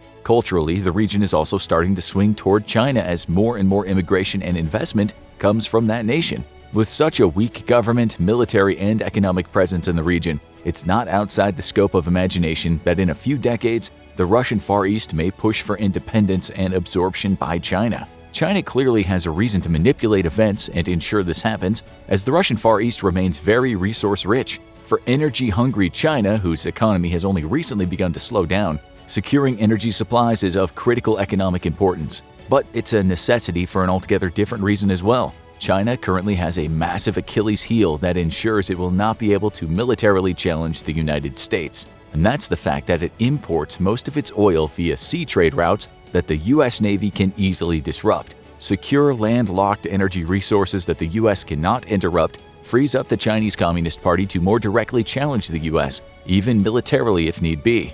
To this end, China has been fiercely competing with Russia for control over the energy resources of Central Asia, exerting massive influence and swinging smaller nations away from Russia. However, there is one final point of contention that is deeply souring the Sino-Russian relationship. For decades, China was a dependable and loyal client for the sale of Soviet and then Russian weapons. With no modern defense industry to speak of, China bought most of its equipment from Russia. However, as China has modernized, so too did its defense industry, decreasing its reliance on foreign suppliers. But Chinese modernization has come at the expense of Russian trade secrets, with Chinese agents being caught red-handed multiple times, stealing or attempting to steal classified Russian technology. China has also violated the tenets of some of its licensing agreements with Russia, especially regarding its fighter aircraft. Multiple Soviet and then Russian fighter designs were approved for license manufacture in China, on the condition that China still purchase Russian engines and electronics for those aircraft, the two areas that China remains weak in. However, Chinese engineers began to reverse engineer Russian components and build their own copies of Russian engines and avionics. This greatly angered Russia. However, the nation was so cash-strapped that it had no other option but to continue allowing licensing of its fighter designs. China's maturing defense sector, however, means it has little need to continue licensing Russian designs. This is most evident by the development of the J-20, which is inferior to U.S. fifth-generation aircraft, but superior to Russia's own Su-57. To add insult to injury, Russia believes that China stole much of the technology that went into the J-20, driving an even deeper divide between the two nations. With egos, control over energy infrastructure and supplies, and increasing Russian desperation for recognition on the world stage, who would win if the two nations went to war? Since the end of the Cold War, Russia's military power has kept it firmly in the number 2 spot globally. However, estimates of Russian basic competency, availability of equipment, and effectiveness of their weapon system have proven to be severely overblown. Russia, it turns out, is utterly incapable of facing off against a modern military force and is best suited for minor conflicts against much weaker powers like Syrian rebels. Up against even a very small amount of NATO hardware, Russia has failed horribly in Ukraine, and the times it did go directly up against NATO weapons, its losses were catastrophic. Safe to say, Russia is no longer the world's second-best military. This leaves China as the world's second military power after the US, but the revelations about the Russian military has put China's own military power into serious doubt. China has historically struggled to clearly define its military doctrine. Despite being the far superior power, China was still militarily defeated by the much smaller and war-exhausted Vietnam in 1979. China claimed victory, yet failed to achieve its strategic objectives of preventing Vietnam from overthrowing Pol Pot from Cambodia, leaving no question to who really won the conflict. A lot of Chinese military doctrine was based on Soviet doctrine, and this only began to change in 1991 as the United States absolutely trashed much more numerous Iraqi forces. Themselves deeply entrenched in Soviet doctrine, Beijing went into a state of panic. In the first direct confrontation between US and Soviet doctrine, the US was not just proven the winner, but Soviet military doctrine was proven to be vastly inferior. US doctrines of air-land battle and deep strikes using smaller number of more technologically sophisticated forces to sever lines of communication and disrupt enemy operations was so effective that in Moscow it was said that the only way to stop a US offensive was with nuclear weapons. Russia failed to learn this historical lesson, but China was an eager student. However, modernizing warfighting doctrine is not something easy for a nation deeply entrenched in the old Soviet order and dealing with massive amounts of corruption. Today, China has attempted to emulate the U.S. combined arms operations within its own military, But while it's likely the superior emulator of US tactics, there's serious questions of just how good it really is. For starters, China's corruption problem might be as deep and systemic as Russia's has proven to be, severely eroding China's warfighting capabilities. It wasn't until Xi Jinping's anti-corruption purges in the late 2010s that China took any meaningful steps toward correcting a rampant and out-of-control culture of corruption across its armed services. But as many observers have pointed out, these anti-corruption purges might have been just as much political tools to eliminate rivals as they were tools to make actual progress on changing Chinese military culture, leaving the efficacy of the purges and real Chinese competency in serious doubt.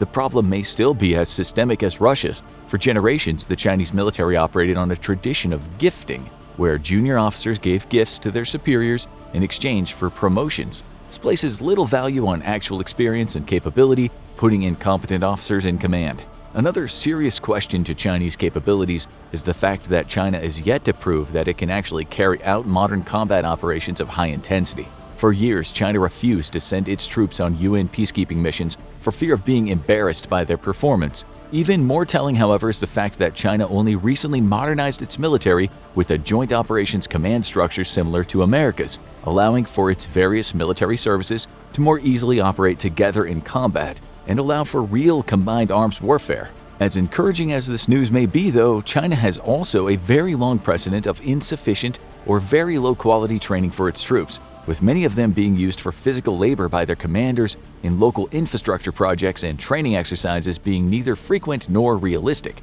To top it all off, it's important to remember that China has also never fought a modern conflict. So what would happen if the two powers went to war? If a war broke out between the two today, China would undoubtedly have the upper hand. Mongolia would become an unwitting avenue of attack for the Chinese forces, pushing into the very soft underbelly of the Russian Central and Far East districts. Historically, Russia has kept significant forces in the region to deter such an attack, but as the war in Ukraine drags on, men and equipment are being increasingly relocated to Ukraine. China, meanwhile, has no such commitments nor borders with potentially hostile nations, save for India. But the Chinese-Indian border is too mountainous for any serious land invasion to occur there. Chinese forces would be able to concentrate in the region, and with Mongolia largely doing whatever China tells it to, they'd have clear travel routes to the Russian border. The Russian Air Force would be integral in defending from a Chinese attack in the region, and here Russia does have a significant advantage. While the Chinese fighter fleet is more numerous at 1,200 aircraft versus Russia's 772, China still has a significant number of very old aircraft in its inventory, which would not fare well against Russia's one clear and decisive advantage: ground-based air defenses. Having prepared for decades to fight against the superior U.S. Air Force, Russia decided to not compete with the U.S. in the sky, but rather deny the sky to it by investing in air defense systems. Russia's S-300 and S-400, and now the S-500, are some of the best air defense systems in the world, even if they have trouble shooting slower HIMARS rockets down.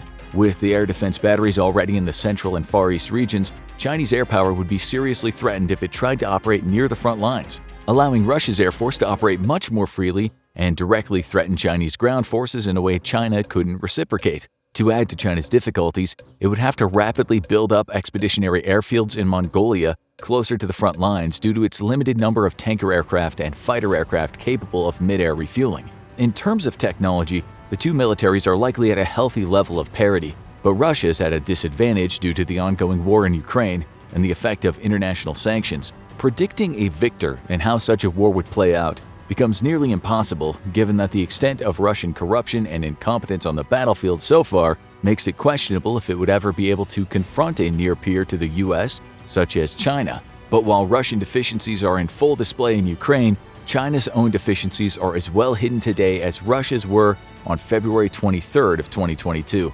One day before the invasion of Ukraine, Russia was believed to be a formidable and capable military power who would steamroll a much smaller nation armed almost exclusively with legacy Soviet-era equipment. China, likewise, is today believed to be a modern and capable power, who's considered to be a near-peer adversary to the US. There are many indicators that China's own incompetency is as well hidden as Russia's was. The United States, meanwhile, has proven in various modern conflicts that its forces are extremely capable, even against significant threats. China has had no such opportunity. In all likelihood, a war between China and Russia today would devolve into a drag-down fight as both nations struggle to use modern doctrine alongside their high-tech weapons. The only conclusion we're comfortable making, however, is that in the case of war, the Chinese would likely neutralize Kamchatka and rout the Russian Navy. While China is still incapable of providing support for major naval operations far from home, Kamchatka is near enough to China and Russian defenses are light enough that the Chinese PLAN would likely emerge victorious. Once Kamchatka is secured, Chinese forces could begin a serious push for the Russian Far East, and while it's unlikely they would be able to threaten much of central Russia, the Far East region would likely fall to Chinese control and be annexed. With a great amount of energy resources there, even at a staggeringly high military cost, China would come out the winner. Here, we get to the crux of the problem, as Russia would inevitably use nuclear weapons once its territorial integrity was threatened. Without its own nuclear retaliation, Chinese forces would be annihilated, meaning that in order for there to be any victor in a serious Sino-Russian war, nuclear weapons would have to be used. In 30 years' time, watching this video will be illegal in your country because China will have dominated the world. The Chinese Banksy, the man known simply as Baidu Chao, recently had his exhibition in Italy protested by the Chinese government. Infamous for speaking out against the Chinese Communist Party, China lobbied the Italian government to have his show cancelled. When that didn't work, the nation threatened Brescia, the Italian city where Baidu Chao's exhibition was being held. With warnings that continuing with the show would put any future collaborations in jeopardy, the city ignored the warning and the Italian government refused to shut the show down. Then the Chinese government moved to threaten Baidu Chao himself. They first ran propaganda pieces on Baidu Chao through state-run websites within the Great Chinese Firewall, casting into doubt his character and making baseless accusations against him. The government actively encouraged anti-Baidu Chao sentiment among Chinese social media while censoring any pro-Baidu Chao posts. Then things got personal. Chinese people began to show up at Baidu Chao's exhibit, claiming to be supporters. Getting close to the artist, they began to deliver warnings about how dangerous Italy could be. One even mentioned how people die on the streets here for no reason in Italy, a clear death threat. Today, Baidu Chao is forced to live in Australia, where he doesn't contact his family for fear the Chinese government will go after them instead. But if China has its way, soon nowhere will be safe to hide from the Chinese Communist Party, not even the United States of America. If you think this is far-fetched, consider China's response to the interruption of the 2022 Olympic Games torch lighting ceremony in Greece, when pro-Free Tibet protesters crashed the ceremony to demand accountability for the genocide of 1 million Uyghurs in China. After the event became public, those involved in the protest had their identities leaked online to receive thousands of death threats, mostly from Chinese social media users, ironically using a VPN to bypass Chinese censors. This is hardly the first time that Beijing has used public outrage it creates to target its critics and even endanger lives. When the media team of University of New South Wales removed an article and tweet in which Elaine Pearson, the Australian director of Human Rights Watch, spoke about China's curtailing of human rights after the Hong Kong riots, pro-Chinese Communist Party students across Australia flooded the university's social media pages with hate messages. The irony here once more being that if they did this in their own country, they'd be jailed for it. But it's no laughing matter, as Australia has a large Chinese population and there are now concerns over how to preserve free speech in the face of overwhelming Chinese intimidation of China's critics. If you thought the US, a country known for its staunch defense of free speech, is safe from Chinese influence, think again. In 2020, 5 people were arrested in what the US officials called an aggressive Chinese government operation to track down dissidents and critics of Beijing in the United States and repatriate them. This operation, codenamed Fox Hunt, was according to Beijing part of an anti-corruption campaign where the targets were supposed to be brought back home to China for trial. That is frankly terrifying, as it's clear China was willing to bring these critics who sought safety in America home no matter the cost, possibly even involving kidnapping. The scary thing is that by US officials' own administration, China has several of these squads in operation across the United States, and finding and neutralizing them is now a top priority in order to protect the rights of Chinese immigrants in America. Chillingly, one of those agents caught by authorities had left a note on the door of one man they were seeking to bring back to China, which read, "If you are willing to go back to mainland and spend 10 years in prison, your wife and children will be all right." That's the end of the matter. Would China seriously murder the family of a dissident on US soil? If the threat against Baidu Chao is to be believed, the answer is yes. And in a world where China is the top power, there is no room for free speech or criticism of the Chinese Communist Party. China's current president, Xi Jinping, took power in 2013, and since then he has worked to reshape China and eventually the world in his image. While the Chinese Communist Party was always a repressive authoritarian organization, under Xi the party has not only ramped up its authoritarianism, it started to export it to other countries. But more on that later.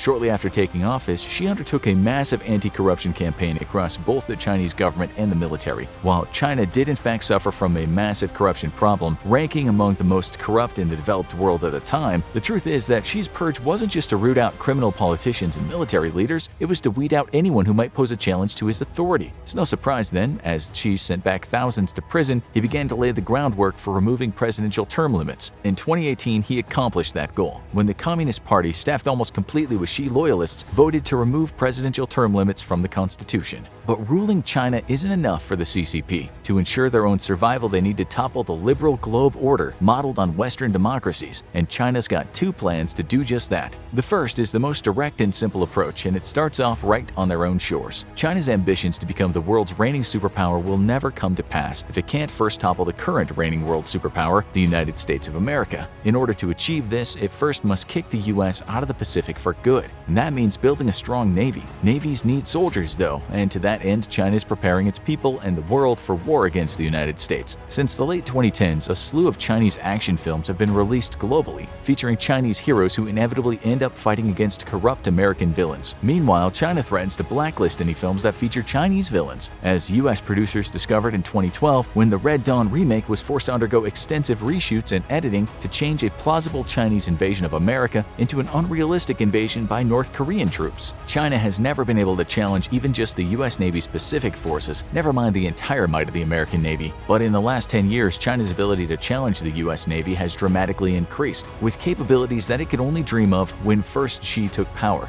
First, China has developed a massive ballistic missile force, the largest in the world. So large, in fact, it's now officially its own branch of the Chinese military, the Chinese Liberation Army Rocket Force. The nation might still lag behind the United States when it comes to long-range targeting capabilities, but they have proven that they have the capability of hitting a mobile target far from their own shores, at least in testing. Under kinetic and electronic attack, it's not known how well the inexperienced Chinese military will actually perform. And that is key when considering discussing Chinese military might. For all their improvements in modernizing their forces and expanding capabilities, China is still a completely inexperienced military which has not fought a modern war. The last conflict it fought against Vietnam in the 70s was a humiliating affair even after Vietnam had been severely weakened by its long war against the US. Vietnam ended up fighting the Chinese to a standstill, and though China claimed victory, it was Chinese troops who ended up being forced to retreat back over the border. A lack of experience in modern combined arms warfare is a serious deficiency in Chinese forces, and the nation didn't even have a joint command structure until only recently, meaning that its different branches of the military had no way of working together in a combat scenario. The US, for instance, has a long tradition of joint command operations, allowing it to seamlessly integrate its various branches into a unified fighting force. Another critical deficiency for China is a lack of realistic training for its combat troops, though this too has begun to slowly improve over time. For much of its modern history, China's military would only undertake exercises that were rehearsed in advance and designed to make the military look good, while providing little if any actual training benefit. Chinese missiles aim to level the playing field against the vastly more experienced and capable US military, which has a robust training schedule for both its active duty and reserves, and is one of the most experienced militaries in the world. A missile doesn't need to be trained, and a salvo of missiles can quickly level the playing field.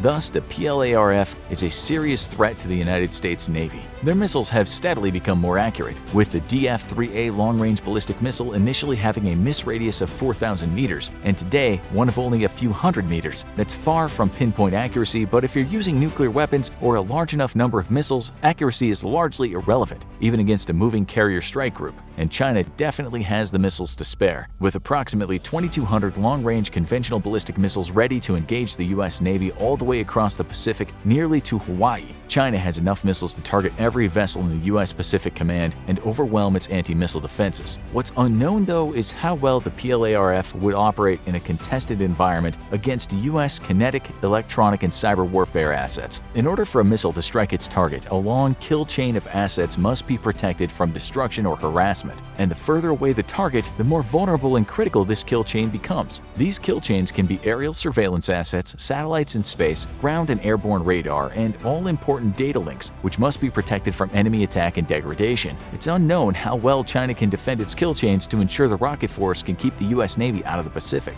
But striking against its highest priority target doesn't require a very long kill chain.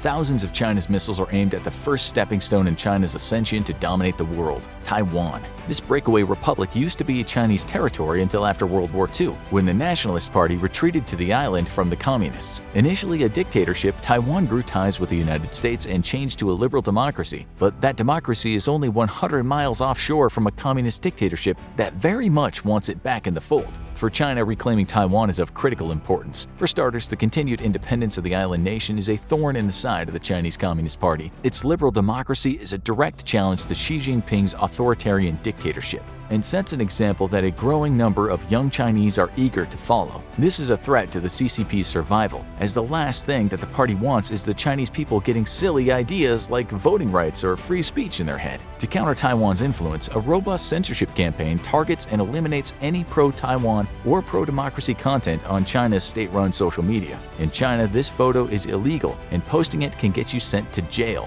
Mentioning the 1989 government slaughter of up to 4,000 student pro-democracy protesters in Tiananmen Square is a good way to end up in prison for years. The image and the history of the slaughter are censored across all forms of Chinese media. For years, China has promised Taiwan that it would still be allowed to rule itself after reunification under its vaunted One Nation, Two Systems program that was implemented in Hong Kong after the handover by the British to the Chinese. One Nation, Two Systems was supposed to ensure that the people of Hong Kong would continue to enjoy their democratic freedoms and independence for 50 years after the British handover. But just between 1997 and 2007, 218 cases of breaching the rights of Hong Kong citizens were verified. Today, Beijing barely tries to hide its influence over Hong Kong as it intimidates critics, infiltrates the Hong Kong government with politicians it buys and pays for, and even uses the local police forces against protesters who wish for democracy. In 2019, Xi Jinping once more offered Taiwan a one-country, two-systems deal if it reunified with China, which Taiwan immediately and completely rejected.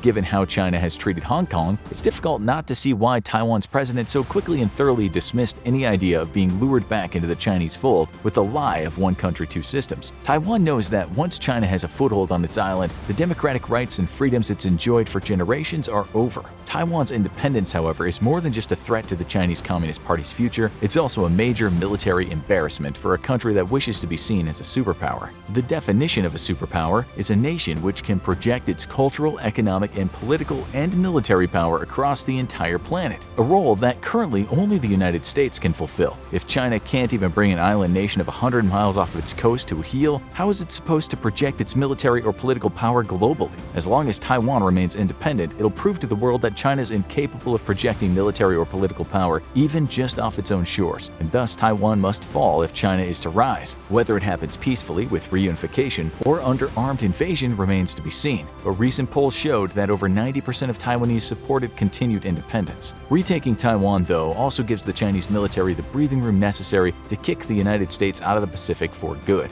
From Taiwan, the Chinese Navy and Air Force both would have a strategic high ground in the Pacific, so to speak, from which to defend the Chinese coast. As long as Taiwan remains closely aligned with the United States, China can't break out of what's known as the First Island Chain, an invisible line that runs from Japan to Taiwan to the Philippines. Today, there's no chance Taiwan is going to reunite with China, and the Chinese Navy can't pull off a cross-strait invasion of the island nation. But all that is changing, as the People's Liberation Navy slowly but steadily expands its inventory of amphibious assault ships and landing craft. In another few years' time, it's believed that China will have the necessary hardware to pull off a successful invasion, if they can keep the US air and naval power at bay. To that end, China has greatly expanded the size of its navy, with 355 ships, 145 of which are major surface combatants. It's now the numerically largest navy in the world, and many of its destroyers are more modern than aging US counterparts, though they don't pack as big of a punch with fewer missile cells per ship than the United States. Xi Jinping is dedicated to fully modernizing the Chinese military and fielding a world-class force by 2049, in time for the CCP's 100th anniversary, so the size and capabilities of the Chinese Navy will only continue growing.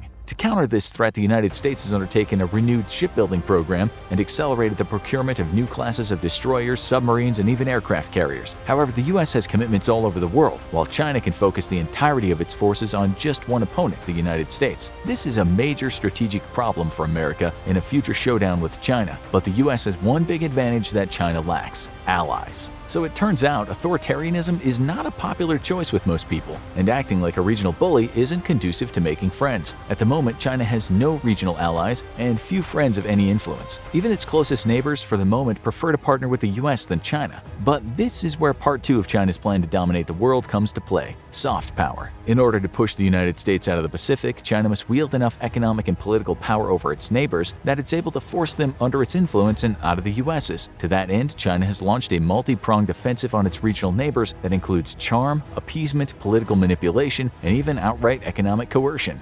Beijing's charm offensive has never worked out the way it hoped, and in fact ended up driving Australia even closer to the United States, to the point that the nation has now joined a trilateral pact with the US and UK to defend the Pacific. When Australia joined the United States in calling out China for its human rights abuses and genocide of the Uyghur people, China responded by economically punishing Australia, putting harsh tariffs on Australian goods, and resorting to outright sanctions. In response to these actions, a Chinese official said, "We'll not allow any country to reap benefits from doing business with China," while groundlessly accusing and smearing China and undermining China's core interests based on ideology. The smear that insulted Beijing, Australia condemning the nation for photos like this, captured using a drone and smuggled out of the country, with a long history of chemically castrating Muslim minorities in its western provinces, separating families, imprisoning tens of thousands without a cause, and forcing Uyghur women to have abortions and undergo sterilization. China has rightly earned international condemnation for human rights abuses. The nation claims it's simply fighting extremism. The truth is, it's carrying out a quiet genocide, and an estimated million are already dead.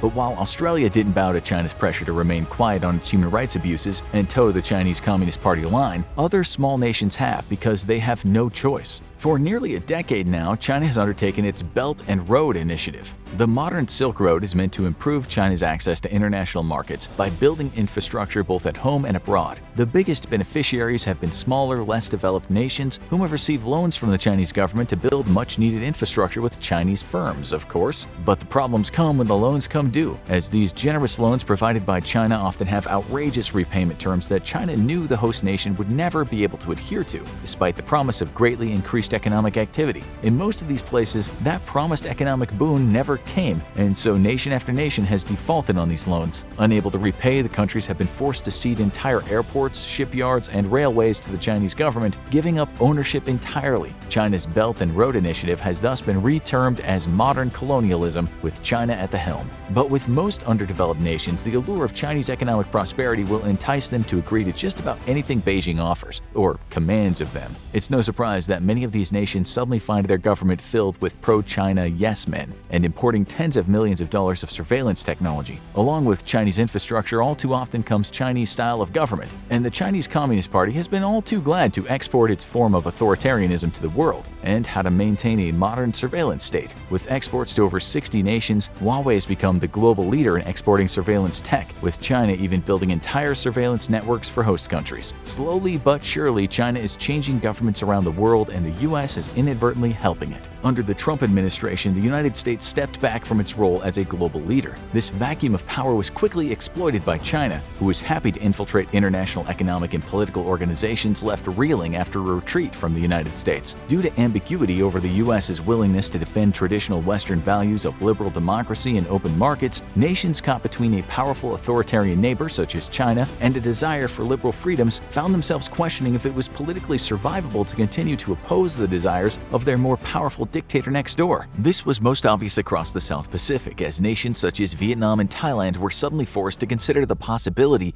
that they may no longer count on US support to fend off Chinese political or military aggression. But the failure of the Trump administration to fill even basic State Department positions, hundreds of them, for over a year, was another blunder that China was happy to exploit, sending its diplomats all over the world. With no American presence on the ground, nations even as close to home as Suriname in South America turned to Chinese interests. Now, for the first time since the end of the 19th century, the United States faces growing influence of a major rival in its own backyard. If China gained a foothold in South America, it would be the first first time since the 19th century that any rival power has had a presence in the Western Hemisphere. This is as intolerable to the United States today as it was in the 18th century when it removed Spain as the last European power with any influence in the U.S.'s side of the world. This is a strategic victory for America that no other nation on Earth has ever enjoyed, as it allows the United States to maintain a forward presence with its military around the world, capable of quickly responding to aggression from any bad actor. If China gains a political and military foothold in South America, the United States will be forced to reel in some of its forces for homeland defense, severely weakening its place on the global stage. If the United States is to prevent China's ascension to global domination, it must once more take up the reins of a global leadership and cease its retreat from the world stage. Thankfully, while still too early to tell, it appears that a new American administration has dramatically changed course. However, China's growing economic influence is not something so easily countered. Even if African and Middle East nations are growing increasingly aware of the exploitative nature of the Belt and Road Initiative, the same can be said about China's growing military might, with Taiwan finding itself in the difficult position of resisting a growing giant on its doorstep while unsure if the United States will really defend it or not. And as the US continues to hesitate on the global stage, the rest of the world is starting to have to ask itself the same question. Is it better just to appease the Chinese Communist Party or run the risk of becoming its next victim? Now go check out China's favorite torture methods, worst punishment series, or click this other video instead.